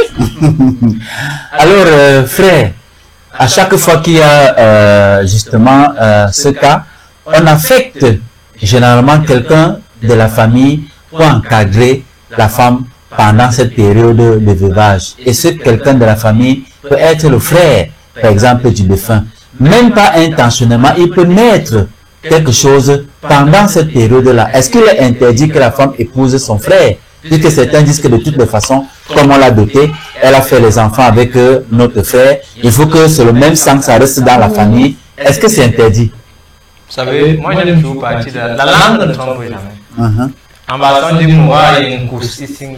Une course, ouais, une course. Avoir, posséder bien. Une course, j'ai reçu. Qu'est-ce que ça veut dire? Vous êtes marié, comme moi. Le jour de votre mariage, vous avez parlé à la dot? Non, pas du tout. On a remis la femme à vous. Tu n'as même pas la parole. Est-ce que c'est à vous? Non, non. Qu'on a remis à la famille, n'est-ce pas? À mon oncle maternel. La femme n'est pas la femme de quelqu'un, c'est la femme de la famille ou du clan. Ça veut dire que, comme on l'a douté, elle nous appartient. On peut dire que, bon, telle est partie. Il faut une tutelle, parce que l'Africain fonctionne, c'est la dualité. Quoi qu'il en soit, soyez femme forte, soyez même femme initiée. Comme vous n'avez pas de mari, vous manquez quelque chose. On vous donne donc quelqu'un qui sera, dont vous serez sous la tutelle. C'est ça qu'il faut comprendre. Quelqu'un qui va répondre de vous, comme l'homme, le chef de famille répond de la famille. Ça commence d'abord dans la famille interne. C'est-à-dire Ndab Koro, la petite famille. Est-ce que le frère de celui qui est parti peut assumer la tutelle? Dites la tutelle, c'est la tutelle. Parce qu'il faut que la femme et les enfants, en bon pensant pas des figures paternelles, qui est différent du père, qui lui-même est différent du géniteur. Il faut une figure paternelle, un homme, que s'il y a quelque chose là dans la nuit, c'est lui qui va se lever et dire quoi, femme, mon frère, qu'est-ce qui se passe? Ça, c'est d'abord là. Si on se rend compte que dans la petite cellule familiale, il n'y a personne, on a grandi. La famille, c'est ce qu'on appelle l'élargie, Ndab Kengi. Qui est là, qui peut assumer, toujours sur le plan horizontal, c'est-à-dire les frères. S'il n'y a pas, c'est le beau-père. S'il n'y a pas de frère qui assure ses tutelles, c'est le beau-père qui assure, c'est-à-dire le père du défunt. Sinon, il n'y a personne parmi tous, si personne ne peut assurer. Si peut-être le père de défunt ne vit plus, ne vit plus, ne peut pas, c'est une affaire de pouvoir. Les enfants doivent continuer à vivre normalement comme si ils avaient un père. Donc, ce n'est pas par fantaisie. C'est une affaire de pouvoir. Qui peut se voir personne, on sort donc du clan, mais avec l'autorisation de la famille. Et donc, on va douter. Bon, maintenant, s'il arrive que le garçon est déjà grand, le premier garçon est déjà grand, c'est à lui qu'on dit c'est à lui qu'on donne la responsabilité. Et là, tu prends tous ces cas, c'est pour justement vous dire que ce n'est pas pour une relation sexuelle. On remet seulement une tutelle. Tu as bien parlé de tutelle. Voilà, tutelle, tu vois. Parce que quand c'est ton moi, par exemple, je m'étais couché sur le lit avec ma tante, la femme de mon oncle, mais j'avais rien fait. Ce sont des symboles. C'est pour lui dire que désormais, moi, je me suis couché. Et il y a quelque part où j'avais refusé, c'est le fils de la tante qui s'est couché. C'est pour dire que c'est un symbole, c'est une autorisation qu'on te donne déjà. Que bon, à partir de aujourd'hui, tu peux. Et qu'est-ce qui se passe? Lorsque le frère, c'est-à-dire le beau-frère, prend la place de la tutelle et prend soin de la femme, tel que son frère prenait soin de lui, d'elle, la femme et les enfants, il peut arriver une certaine complicité. Ce n'est pas toujours un amour profond, comme la matière disait, Mais vous savez, il y a ce qu'on appelle les atomes crochus. Il peut arriver, il succède, il fait des enfants. Il y a deux cas. Soit il nomme son frère qui est décédé, et là, ces enfants appartiennent à son frère et peuvent avoir l'héritage de... Bon, il faut avoir l'héritage de leur père parce que le petit frère devient le géniteur. Voilà. Donc, soit il nomme son frère qui est décédé, et donc les enfants auront droit au chapitre dans l'héritage de leur père, soit il se nomme lui-même, il a en Segboum. Ça veut dire qu'il a marqué une démarcation nette entre les enfants de son frère et les enfants que lui a accouchés avec la femme de son frère. Dans ce cas, les enfants là, lui héritent et non à son frère parce qu'il a déjà fait ce qu'on appelle un massacre en Segboum. Ces enfants qui naissent là sont les enfants qu'on appelle Boum les Kous. Je donne tous ces noms en bas pour dire que les sociétés traditionnelles étaient organisées. Tout était prévu avec des noms, c'est des choses que les gens peuvent vérifier, sur lesquelles les gens peuvent faire des recherches et avoir dans ces explications. Ce n'était pas, comme on dit, le poula, c'est-à-dire le désordre. D'accord. Des choses qui sont réglementées. D'accord. Tu vas revenir tout à l'heure pour justement nous parler du statut des enfants qui sont nés de la veuve après le décès de son mari. Mais je vais vers la matriarche lui poser la question de savoir, en notre cas de figure, la femme décide maintenant de sortir de la famille pour aller se marier avec l'approbation de la famille. Donc ça veut dire que la famille est d'accord. Maintenant, première question que je pose. Puisque la femme a été dotée par cette famille-là, et la maman de la femme vit encore, la dot de son prochain mariage, on donne la dot à qui? Première question.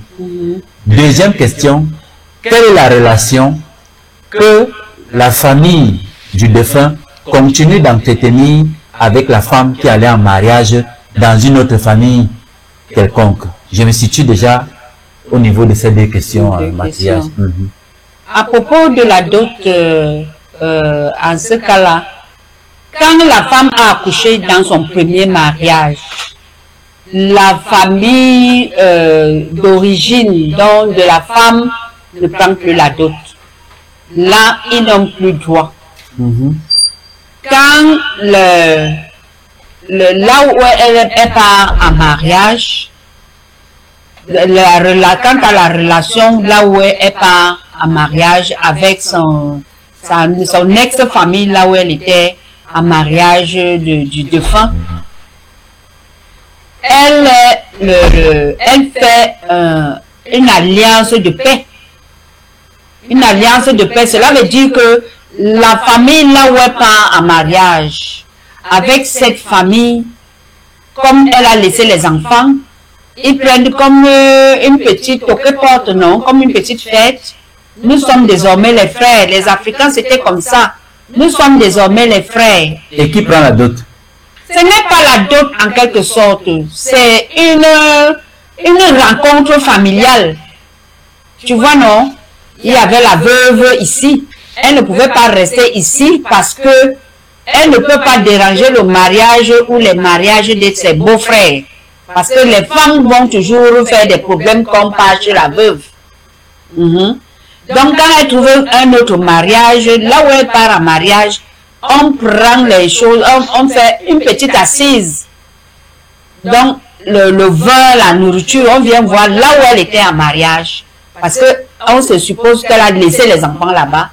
On parle, on fait l'alliance familiale, ils font l'alliance des deux familles. De la nouvelle famille et de l'ancienne famille. Oui, de sa nouvelle famille et de l'ancienne famille, ils font alliance. Parce que quand elle a laissé les enfants là-bas, on se dit que quand les enfants là vont aller dans la nouvelle famille, qu'on sache qu'ils sortent d'une famille de paix. Mais quand elle part comme ça, elle part rester les mots, c'est les mots, sales mots qui baladent, ça ne met pas les enfants en paix, ni elle-même. En Afrique ancienne, c'est comme ça que ça se passait. Bon, même chez les Arabes font encore ça. Si moi je rencontre une femme, je me rends compte qu'elle est veuve, j'ai décidé de l'épouser. Et dans le processus, je suis conscient qu'il y a ce qu'on appelle la dot quand tu veux mettre une femme chez toi. Oui. Ça veut dire que c'est la simple manifestation là, après ça que tu vas prendre la femme. Il n'y aura pas une autre dot en bonne et due forme comme ça se passe d'habitude. Non. Non, parce que le ce sont des chanceux qui ont aussi des femmes. Oui, parce que elle a le souvenir de ce veuvage qui reste. Si le premier mari a doté, parce que là il faut qu'on se comprenne bien.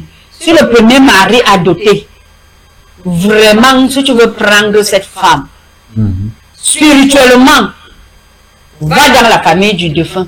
Donne quelque chose. Même si tu redonnes quelque chose dans sa famille, si tu veux faire le wowo, le blabé, là que tu veux libéraliser. C'est-à-dire la première famille de la veuve, donc son père, sa mère, s'ils sont encore vivants. S'ils sont encore vivants. Mais même quand tu prends une veuve, spirituellement, qu'elle ait fait des enfants là où elle était mariée, qu'elle n'a pas fait des enfants, si tu as appris que ces derniers adoptés, ils se sont mariés traditionnellement, même si c'est comment arrive dans cette famille, laisse quelque chose. Arrive dans cette famille, laisse quelque chose. Quand tu laisses quelque chose là, l'esprit va te libérer aussi. Et tu tiens le discours de paix, comme tu as dit tout à l'heure. Oui, tu tiens le discours de paix. Soit justement en harmonie. En harmonie. Que cette famille-là entre aisément chez toi. Sans qu'il y ait des trucs, machin, sans honte, sans rien.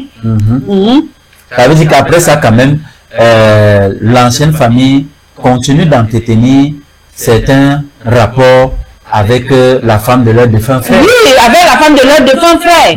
Mais s'il arrive que c'est toi qui es le frein entre cette relation-là, tu vois que ce n'est pas bon, non? Pas du tout. Par exemple, vous descendez en voiture, il contemple un des membres de l'ancienne famille.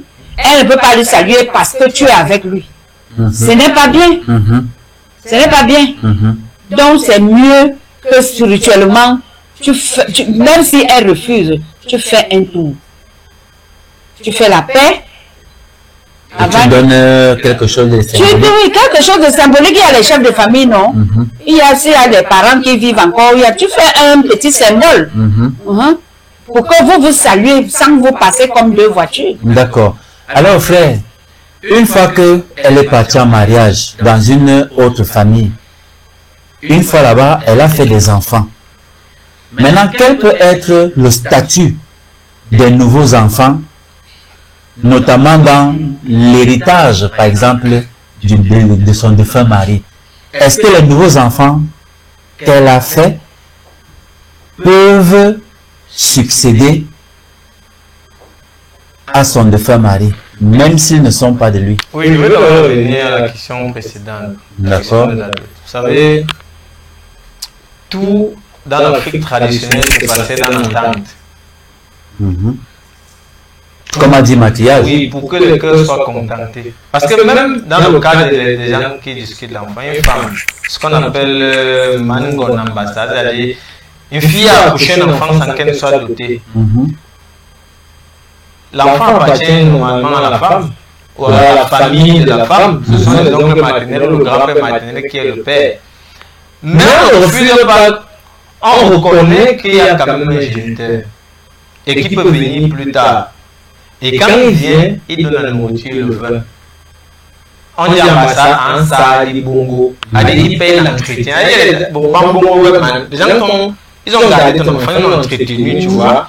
Donc, bon, c'est pas comme si tu vas payer tous les francs. Oui, exactement. C'est-à-dire c'est une reconnaissance. C'est une reconnaissance, c'est pour que tout se passe dans la paix. Et c'est pour te protéger toi-même. Parce que quand ils ont mangé ton but, si c'est lève encore une patte, ça veut dire que s'ils veulent encore te faire du mal. C'est facile. C'est très facile quand tu n'as rien donné. Si tu veux venir faire la force que non, le gouvernement reconnaît que quand on te donne un enveloppe vide. Donc tu as un enfant là, mais spirituellement, il est vide, il ne comprend rien à l'école, ceci, cela. C'est la même chose avec ce dont Mathias parlait. Il faut toujours aller voir la famille de la femme. Quand tu donnes cette bénédiction, parce qu'en réalité, mystiquement, c'est la femme. Et ils sont allés dans la nourriture, les ancêtres. Je me rappelle que, bon, peut-être on va faire une émission sur la dette. Mais dans la dot, il y a des éléments qui sont, qui renvoient à l'eau, l'air, la terre et le feu. Oui. Quand on parle du tabac, c'est l'air. Quand on parle des allumettes, c'est le feu. Quand on parle du manioc, c'est la terre. Quand on parle du miel, c'est l'eau. Quand on parle du sel, c'est le règne minéral. Donc, attention, il y a les 4 éléments de la nature, les 3 états de la matière et les 3 règnes. Quand tout ça a fusionné dans un rythme, et on dit que désormais, pour passer sur la vie dehors, tu dis que tu es arrivé, tu t'en fous. Mon ami, ça ne se passe pas comme ça. Non, il faut toujours aller. Je vais réitérer ce conseil de la manière. C'est très important. Parce qu'aujourd'hui, on est dehors, on dit que moi j'ai vu une belle fille. Après, c'est un couchement, tu es encore bien, tu t'en fous. Ok. Si tu t'en fous, tu vas recevoir les foudres de ceux avec qui on a connecté cette fille. Et j'ai dit que le mariage n'est pas une affaire de 2 personnes. Tu ne parles presque pas. Même l'enfant ne parle presque pas le jour de la dot. C'est seulement quand on lui demande que c'est qui, c'est lui, je vois, lui. À part ça, c'est les 2 chefs de famille, c'est-à-dire les 2 familles. Donc, il ne s'agit pas de vous. Donc, il faut arrêter ces choses. Le mariage, c'est une union entre 2 personnes. En Afrique, ce n'est pas une union entre 2 personnes. 2 familles, 2 clans, 2 totems. Et il faut faire très attention. Maintenant, le statut des enfants. Il y a ce qu'on appelle. Il y a une dimension, des 9 dimensions de l'être qu'on appelle le nom. Mais pourquoi est-ce que dans la plupart, dans beaucoup de cultures, le nom se rapporte au nez? Jol, c'est le nez et le nom en même temps en bassin. Même en anglais, Nzu, Onunzuka, ça veut dire quel est ton nom? Pourquoi Nzu? Qu'est-ce qui passe à travers le nez? Le souffle, n'est-ce pas? Et le souffle, c'est la vie, c'est l'esprit qui vivifie, n'est-ce pas? Très bien. Voilà, c'est Il faudrait savoir que si je décide de donner le nom de mon frère défunt, de donner le nom de mon frère défunt à ses enfants, je connecte ces enfants à lui, même s'ils ont mon sang. Parce que quand je vais les appeler, je vivifie le cas de mon frère. Et donc, ce sont ses enfants. Parce que le nom porte quand même une certaine charge ontologique. Exactement. Le nom vibre. Le nom vibre. Et on vibre, j'ai lu l'article du Covid, du Sèche, Corby Gomez récemment. Il avait une célèbre citation de celui-là qui dit que ton nom c'est toi. Je ne sais pas, puisque je ne suis pas fond. Ton nom c'est toi. Ça veut dire que le nom que je porte détermine ma personnalité. Et donc, si dans le nom de mon frère décédé, entre les enfants, ça veut dire que ce sont ses enfants. Ils ont la personnalité de ces gens-là. Et par conséquent, peut succéder. Et par conséquent, donc, peut succéder à mon frère. Mais si je décide de donner mon nom, je l'ai dit tout à l'heure, c'est mon nom, c'est moi qui suis célébré, c'est moi qui reçois des énergies et tout.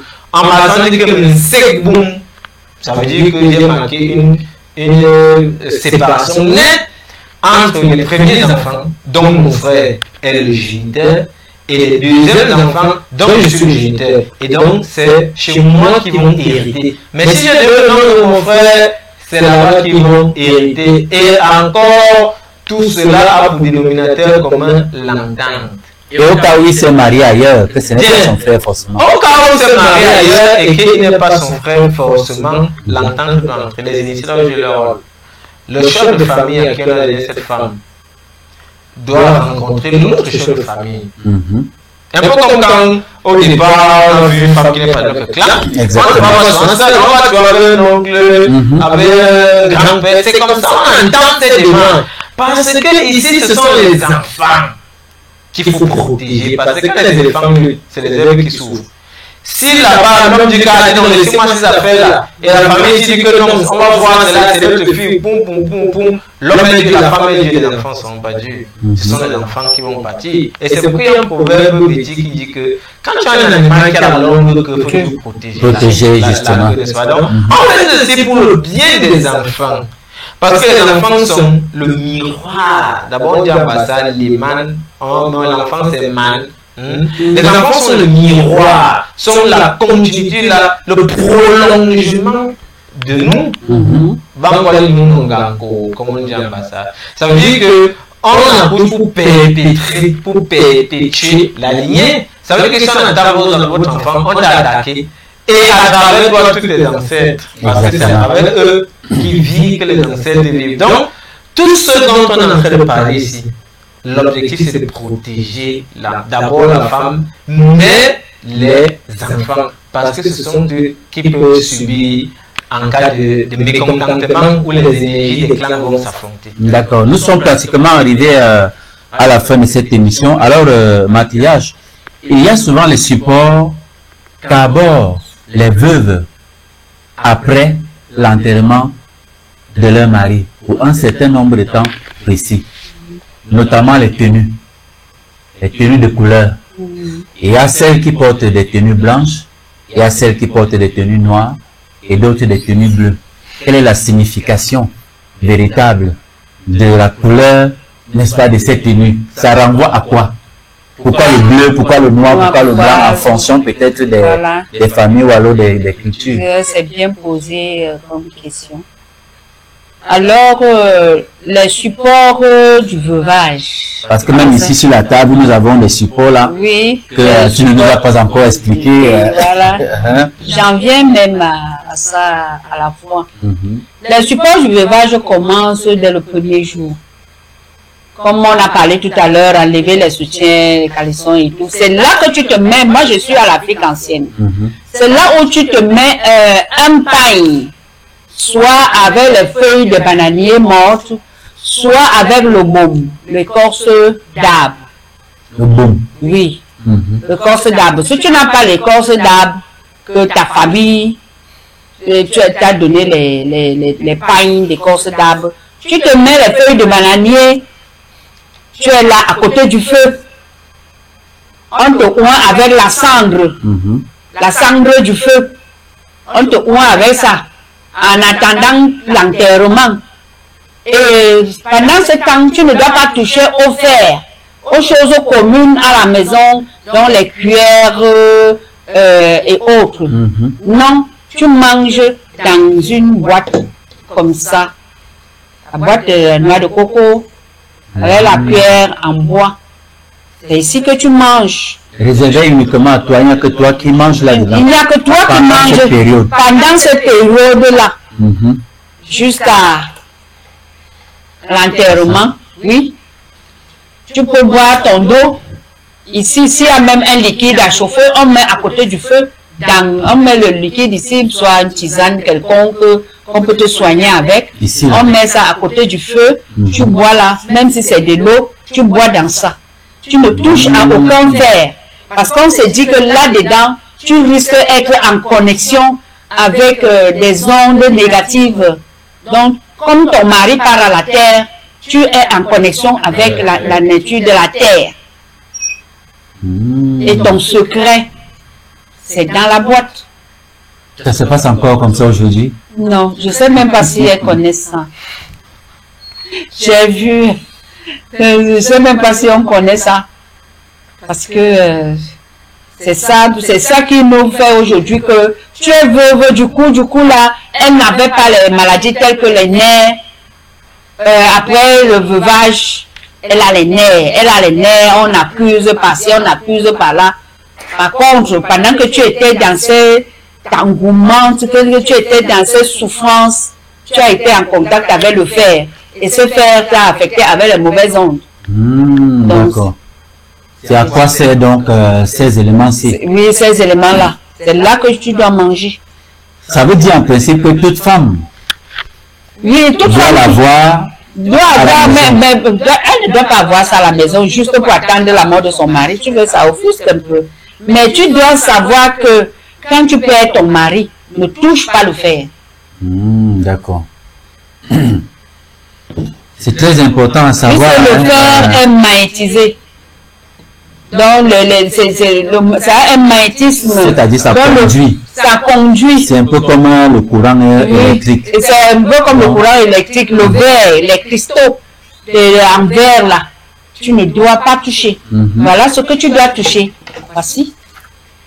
Par exemple, quand tu bois ton eau ici là. Si tu veux ça chaude, tu mets à côté du feu. ça chauffe, tu bois. Tu bois ta tisane dedans. Même l'homme même qui est initié peut déjà... Même l'homme même, à un moment donné, même toi qui es initié, les patriarches utilisent ça. Il y a les patriarches à un moment donné, ils utilisent ça. Et si ta femme te demandait, tu dis que non, tu sais que moi je suis un Africain et par conséquent un Africain, tout ce genre de choses, alors que tu ne peux pas... Donc, il y a des fois, tu dis que bon, tu ne veux pas que les ondes négatives te touchent. Exactement. Bon, tu peux être hors de certaines ondes. Toi-même, personnellement, tu peux te prendre la peine de te fournir et tu manges dans ça. Mathias, est-ce qu'il n'est pas mieux de commencer même à manger avec ses cuillères, par exemple, en bois aujourd'hui? Oui, en inox et en fait que nous avons aujourd'hui, l'Afrique traditionnelle justement n'a pas connu ça. L'Afrique traditionnelle n'a pas connu ça.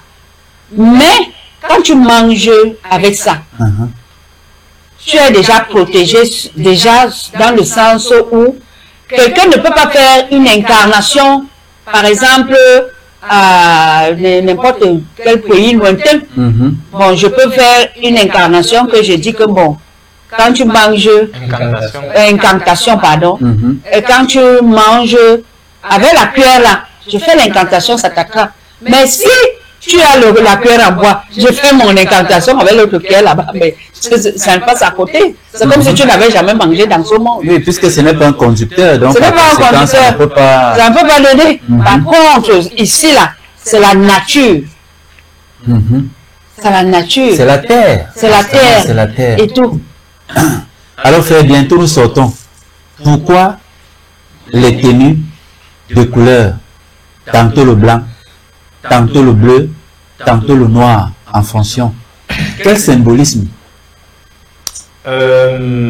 C'est une méconnaissance. Parce que le domaine chromatique... Déjà on commence à aller à la morgue avec les tenues noires. Oui, j'en arrive. D'accord.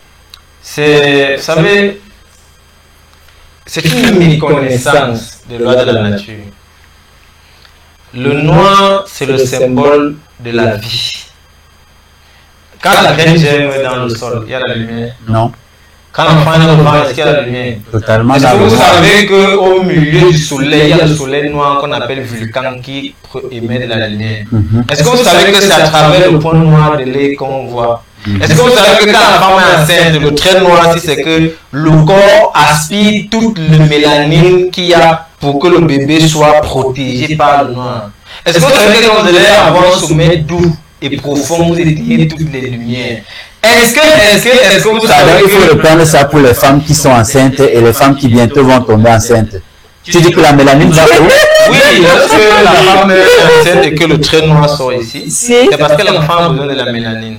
La mélanine, c'est la cellule. Le liquide noir qui se trouve à l'intérieur de la mélanine a les mêmes constituants que le soleil. Oui, les mêmes constituants. Donc, l'enfant a besoin de ce noir pour être protégé. Et c'est le mélanine uniquement qui protège, qui donne la cadence. Vous savez que les Africains sont les grands danseurs. Ils disent que les Blancs dansent à gauche.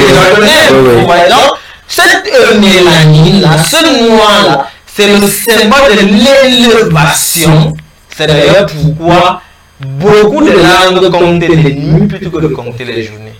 En Bambou, quand il est venu à 2 jours, on dit ma benzen molou me bat. Mais molou, c'est à nous la nuit. Attends, frère, attends, mais je te coupe pas, ça me rappelle quelque chose. J'ai des enfants albinos. Ils sont 3. Ils ne savent pas danser. Mais celle qui est sortie noire, c'est danser. Est-ce que ça veut dire que c'est pas manque de mélanine? Je dis que le mélanine est responsable de la robustesse, de la sagesse, de la vie et du rythme. Je suis en train de vous le dire, c'est prouvé scientifiquement. Actuellement, le gramme de mélanine coûte 10 fois plus cher que l'or. Allez taper sur le net. C'est plus coté en bourse que l'or. On a fait de faire le mélanine synthétique, mais de quoi parlez-vous là? C'est cette mélanine qui est responsable, c'est le mélanine qui est l'équation qui a permis à ce que on qui dit non n'est pour être. Dans le monde, il n'y avait pas de la lumière. Oui, justement. Donc, et c'est pendant la nuit que toute entreprise spirituelle prospère. Pourquoi le passage dit que mon l'aine de l'orba et l'or c'est le sommeil, mais c'est une métonymie de la nuit, on dort pendant la nuit, n'est-ce pas? En Afrique antique, il était interdit de dormir en journée, ni de se raconter les contes, parce que ce sont les loisirs, c'est des choses, pendant le soleil, il faut travailler. Et c'est toujours le soir tombant. Quand on fait les comptes et tout, parce que là, c'est la distraction. La messe africaine, c'est la nuit. Donc, c'est pour vous dire que le noir, c'est le symbole de l'élévation, de la vie. Il ne peut pas avoir la vie s'il n'y a pas le noir. Et je vous rappelle également que même si toute la race humaine va disparaître, tant qu'il y a les femmes noires, même sans nous hommes, la vie ne va pas disparaître. Le noir est le symbole de la vie. Le blanc, c'est le symbole de la mort. En hibernation, en hiver, c'est quoi dehors? C'est le blanc, n'est-ce pas? Et pour qu'il y ait un soupçon de vie, on a créé le rouge à lèvres. Que les femmes étaient au jour et les hommes étaient ici au mandibule. Parce que quand c'est l'hiver, on dit entrer en hibernation. Et la mort, les caractéristiques de la mort, c'est la pâleur. Quand tu dis que tu es pâle, c'est quoi? Tu es blanc. Tu es blanc, effectivement, hein? Oui. Donc, la couleur que les femmes doivent arborer, qu'on doit arborer pendant le deuil, c'est le blanc.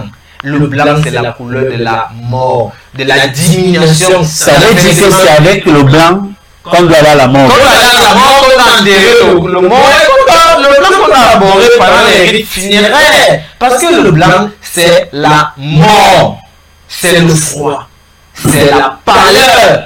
Et donc aujourd'hui, ceux qui utilisent le bleu, en fait, c'est parce que le bleu, c'est le signe de la communication.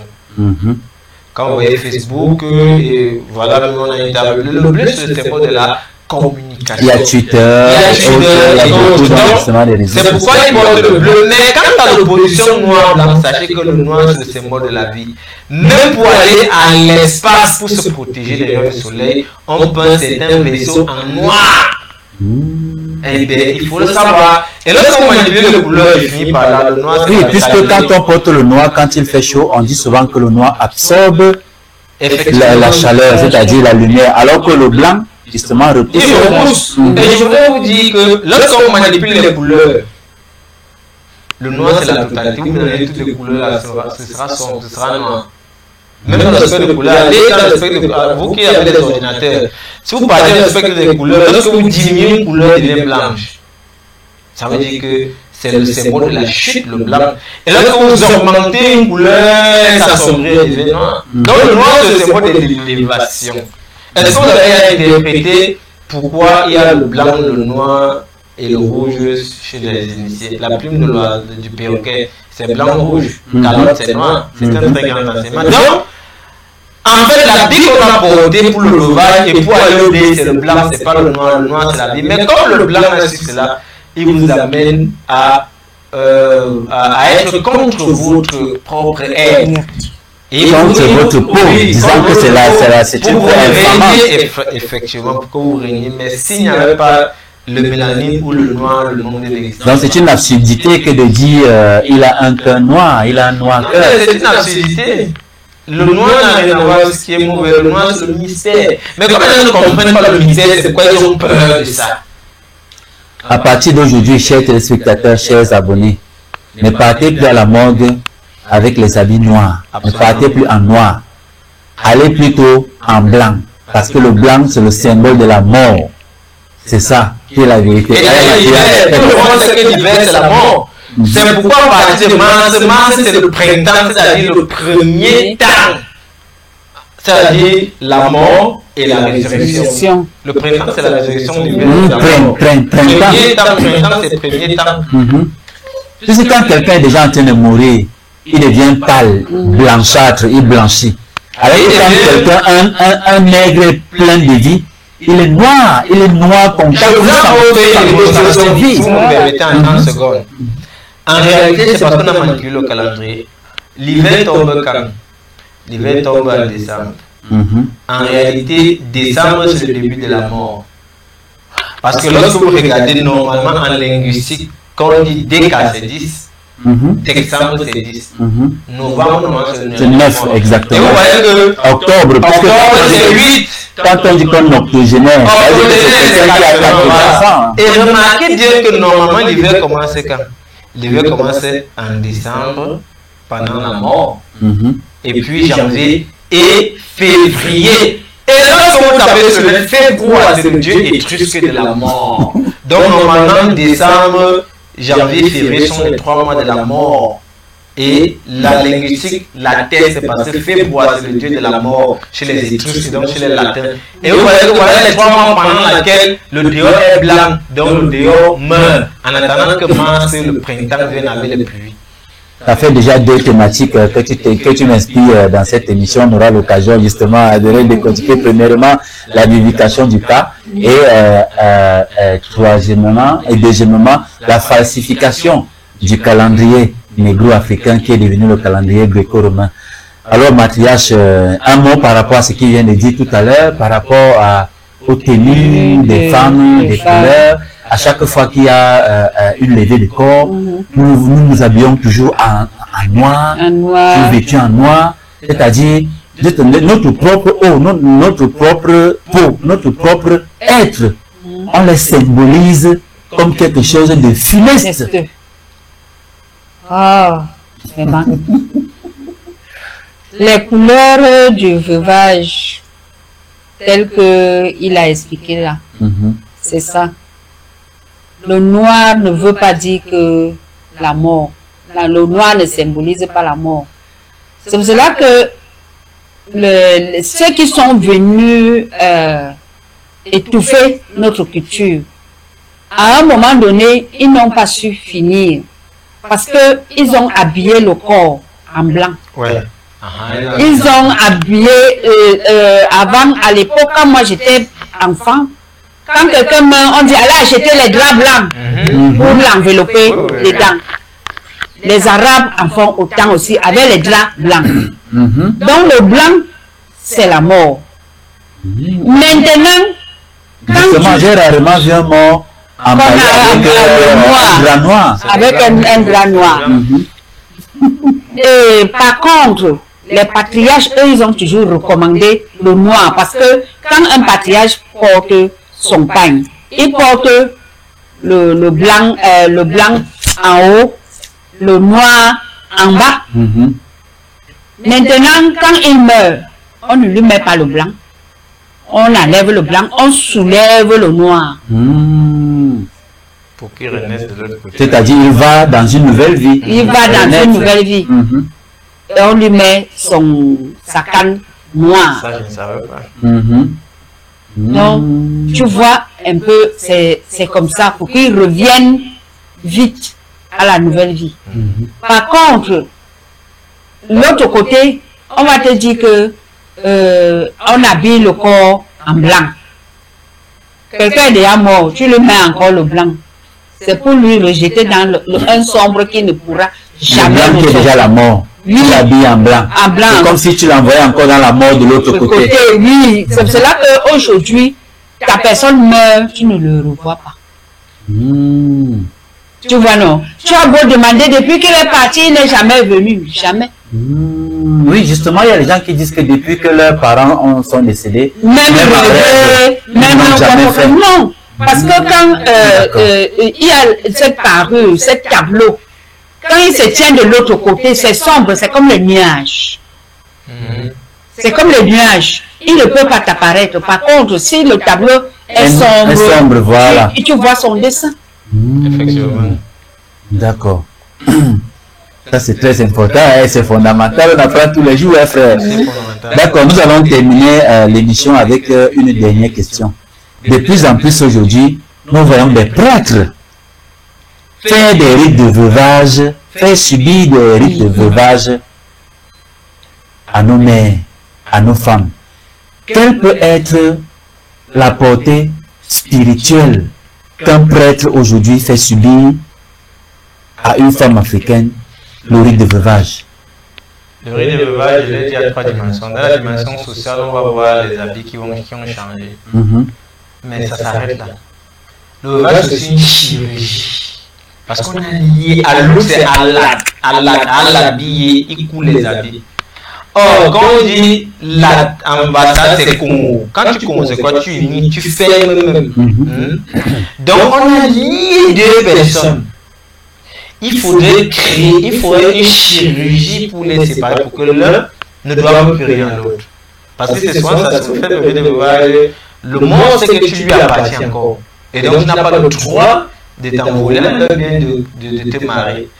Il faut donc qu'il y ait cette césure. Il faut convoquer les mêmes forces qu'on a convoquées pendant qu'on les liait, c'est-à-dire au mariage. Et là, c'est de l'alchimie. Un prêtre est-il un alchimiste? À ma connaissance, non, si oui, de bas d'échelle. Et donc, ce que les prêtres font là, c'est le folklore. Si l'initié est un grand initié, son art va venir, mais va apparaître. Si c'est un grand initié, son art apparaît, ce qu'on appelle l'ambassade de Kouri. Les Akou, les Bokon, il apparaît. Le fantôme, il apparaît. Parce que le art, c'est quoi? C'était le mot, c'est le dire.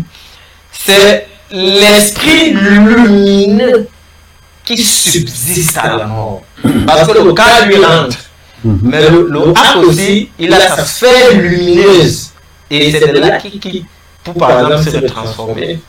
Quand vous entendez, non, on était petit, on entendait que mais, on est parti au détail, on l'a rencontré en route. C'est le art qui fait ça. Donc le art a la capacité de se remodifier de manière substantielle, de se densifier et de devenir. Donc vous faites ça, ça apparaît.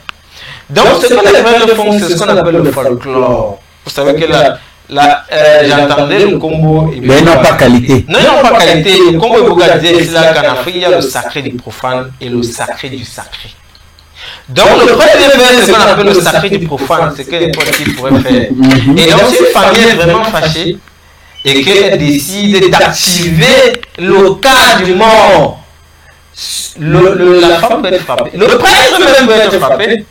Il ne faut pas exclure cela. Le prêtre même peut être frappé. Donc, j'ai entendu ce débat sur le poste national et il y a une plage horaire qui est allée au Bassa, là il y a une émission il y avait une émission sur le veuvage. Le prêtre disait qu'à cause des dérives, je ne sais pas l'évêque, je ne sais pas si c'était l'évêque ou l'archevêque leur avait donné l'autorisation de sortir des femmes du veuvage, mais il faudrait que ces veuves sachent que ça n'a qu'une portée sociale. La portée spirituelle, et sauf si ce prêtre était initié, qui allait se cacher dans le label de Christ, là je dis oui, il pourra faire cette opération chirurgicale. Mais s'il n'est pas initié, s'il est une simple personne qui allait au petit séminaire, qui est sorti prêtre et qui aura la prétention de venir délier, c'est qu'un initié allié, je ne suis pas sûr. D'accord. Alors Mathias, est-ce qu'il y a, pour terminer définitivement, est-ce qu'il y a des conséquences qu'une femme aujourd'hui décide de ne pas subir les rites de veuvage? Oui, il y a des conséquences. Il y a des conséquences aussi vraiment très graves aussi. Il y a des conséquences parce que quand tu décides de ne pas suivre les rites de veuvage, tu peux devenir une personne déséquilibrée. Je le dis parce qu'il y a beaucoup de nos sœurs qui vivent en Europe et qui nous écoutent religieusement. Pour beaucoup, c'est des afro-descendantes. Pour d'autres, c'est celles qui sont parties un peu plus tard. Elles sont mariées là-bas. Elles sont coupées complètement avec la culture africaine. Pour celles-là, si leur mari décède, par exemple là-bas, et qu'elles ne subissent pas le rite de veuvage, il y a, pendant que nous vivons, on a eu à recevoir des cas comme ça, par exemple dans le Mouvungu, que le mari d'une de nos sœurs est décédé depuis, en Europe, on a enterré même là-bas une sœur africaine. Elle n'était pas initiée dans le Mouvungu, mais une sœur africaine a perdu son mari. On a enterré son mari là-bas. Elle n'a pas fait les rites de veuvage. Elle était déséquilibrée sur toutes les formes. L'oubli et tout, la poisse, le travail, on renvoie, on fait ceci, on fait cela. En attendant, je vais vous révéler quelque chose ici. Le veuvage, aussi, d'un ami que tu as vécu avec lui sur le même toit pendant longtemps peut aussi t'attraper et t'affecter. Oui. D'un homme qui ne t'a pas épousé officiellement aux yeux des gens et et doté de tout ça, l'état civil. Mais vous vivez dans le même toit. Quand tu le perds, fait aussi, c'est un rite de veuvage. Alors, cette dernière, on l'a invitée ici, on l'a fait le rite de veuvage. On a fait tous les rites de veuvage, on a refait le petit deuil. Mais maintenant, elle est bien.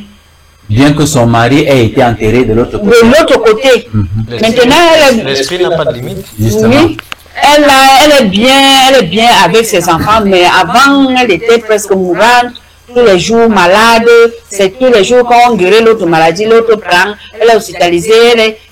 Maintenant, ça va. Elle se porte bien. Elle se porte bien.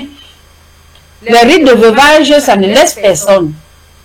Donc, à tous les niveaux, il faut faire le rite de veuvage. Même pour un ami, même toi, l'homme qui perd ta copine, fais le rite de veuvage. Tu n'as pas épousé cette dernière, mais elle vivait avec toi. Elle était toujours avec toi. Fais ce rite de veuvage, parce que quand elle est pas là-bas, elle ne va pas te laisser. Hein. Elle sait que vous êtes ensemble. Puisqu'il y a déjà une osmose entre vos esprits. Oui.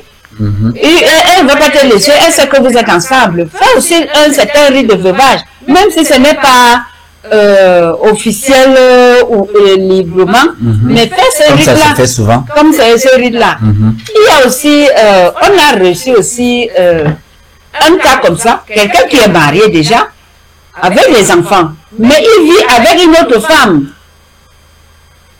Maritalement aussi, il se partageait les jours. Donc, c'est comme une deuxième femme, deuxième bureau. Cette dernière meurt. Il dit que c'est parce qu'il est marié qu'il ne fait pas les rites de veuvage, mais ça la va attraper. Ça la va attraper. C'est quand sa tante voit comme ça, il dit que non, ça c'est le veuvage. Pas le veuvage, mais il a fait le veuvage, il est bien. Ça alors. Donc, nous sommes des Africains. Les chromosomes de nos ancêtres ne nous laissent pas. Et quand on les abandonne, on court derrière une culture qu'on ne connaît pas la fin. Nous, le début même, quand ça a commencé, ça a seulement arrivé que tu as pris la course comme on chasse les oiseaux. Faut qu'on fasse attention. Très attention, Mathias. Alors, merci d'être venu faire infiniment. Merci pour ton apport et ta contribution à cette autre sortie. Alors, nous ne dirons jamais assez. Le rite de veuvage, c'est un médicament. Et le médicament soigne une maladie. Donc, le rite de veuvage vous permet d'être épanoui, vous rééquilibre, vous ouvre les portes à vous et à vos enfants. Si vous faites des rites de veuvage et que vous êtes toujours intact, c'est que ce n'est pas l'Afrique là-bas, il faut interroger ces rites de veuvage. Merci, Mathias. Il faut toujours faire le rite de veuvage parce que, comme mon fils a dit là, c'est un médicament. Il ne faut pas qu'on se trompe. Il ne faut pas courir pour rien. On fait le rite de veuvage à tous les niveaux. Toute séparation fait mal. Même d'un chien. Combien de fois un chien qui est à la maison meurt, ça te fait mal, ça te manque. Un être humain a toujours coûté cher à son frère. Faisons les rites de veuvage dans tous les cas. Il faut dire que mardi prochain, on aura les escargots ici sur la table. Les crabes, autant pour moi. Les crabes, on aura les escargots, les crabes, et voir même si on Carapace de tortue, si... une de ces carapaces, ou la tortue même, pourquoi pas. Donc, là, on va découvrir les identités. Parce que la paume de main, on a les écrits ici, à la paume de main. Par derrière, on a aussi certains traçages. On trouve ça sur certains trucs comme les crabes, les escargots, les tortues. Et ces tracés ont une signification fondamentale. Et ces tracés ont une signification fondamentale d'un village, d'un pays, de ta vie. Donc, on va voir ça mardi prochain. Merci. Merci, Mathias Nangondjoy. Merci également à toi, frère. Chers téléspectateurs, madame, monsieur, milliers d'abonnés, likez, abonnez-vous massivement. Surtout, n'oubliez pas de cliquer sur la cloche de notification et allez également sur l'onglet description pour être des super fans et soutenir la chaîne à hauteur de 5 euros et 5 dollars également pour ceux qui sont sur le continent américain. C'est un plaisir, une fois de plus, de vous servir ce matin. Kemet Télévision au cœur de la renaissance africaine. Je vous retrouve demain avec le combo Iboga Beauty et toujours avec le même plaisir. Salut!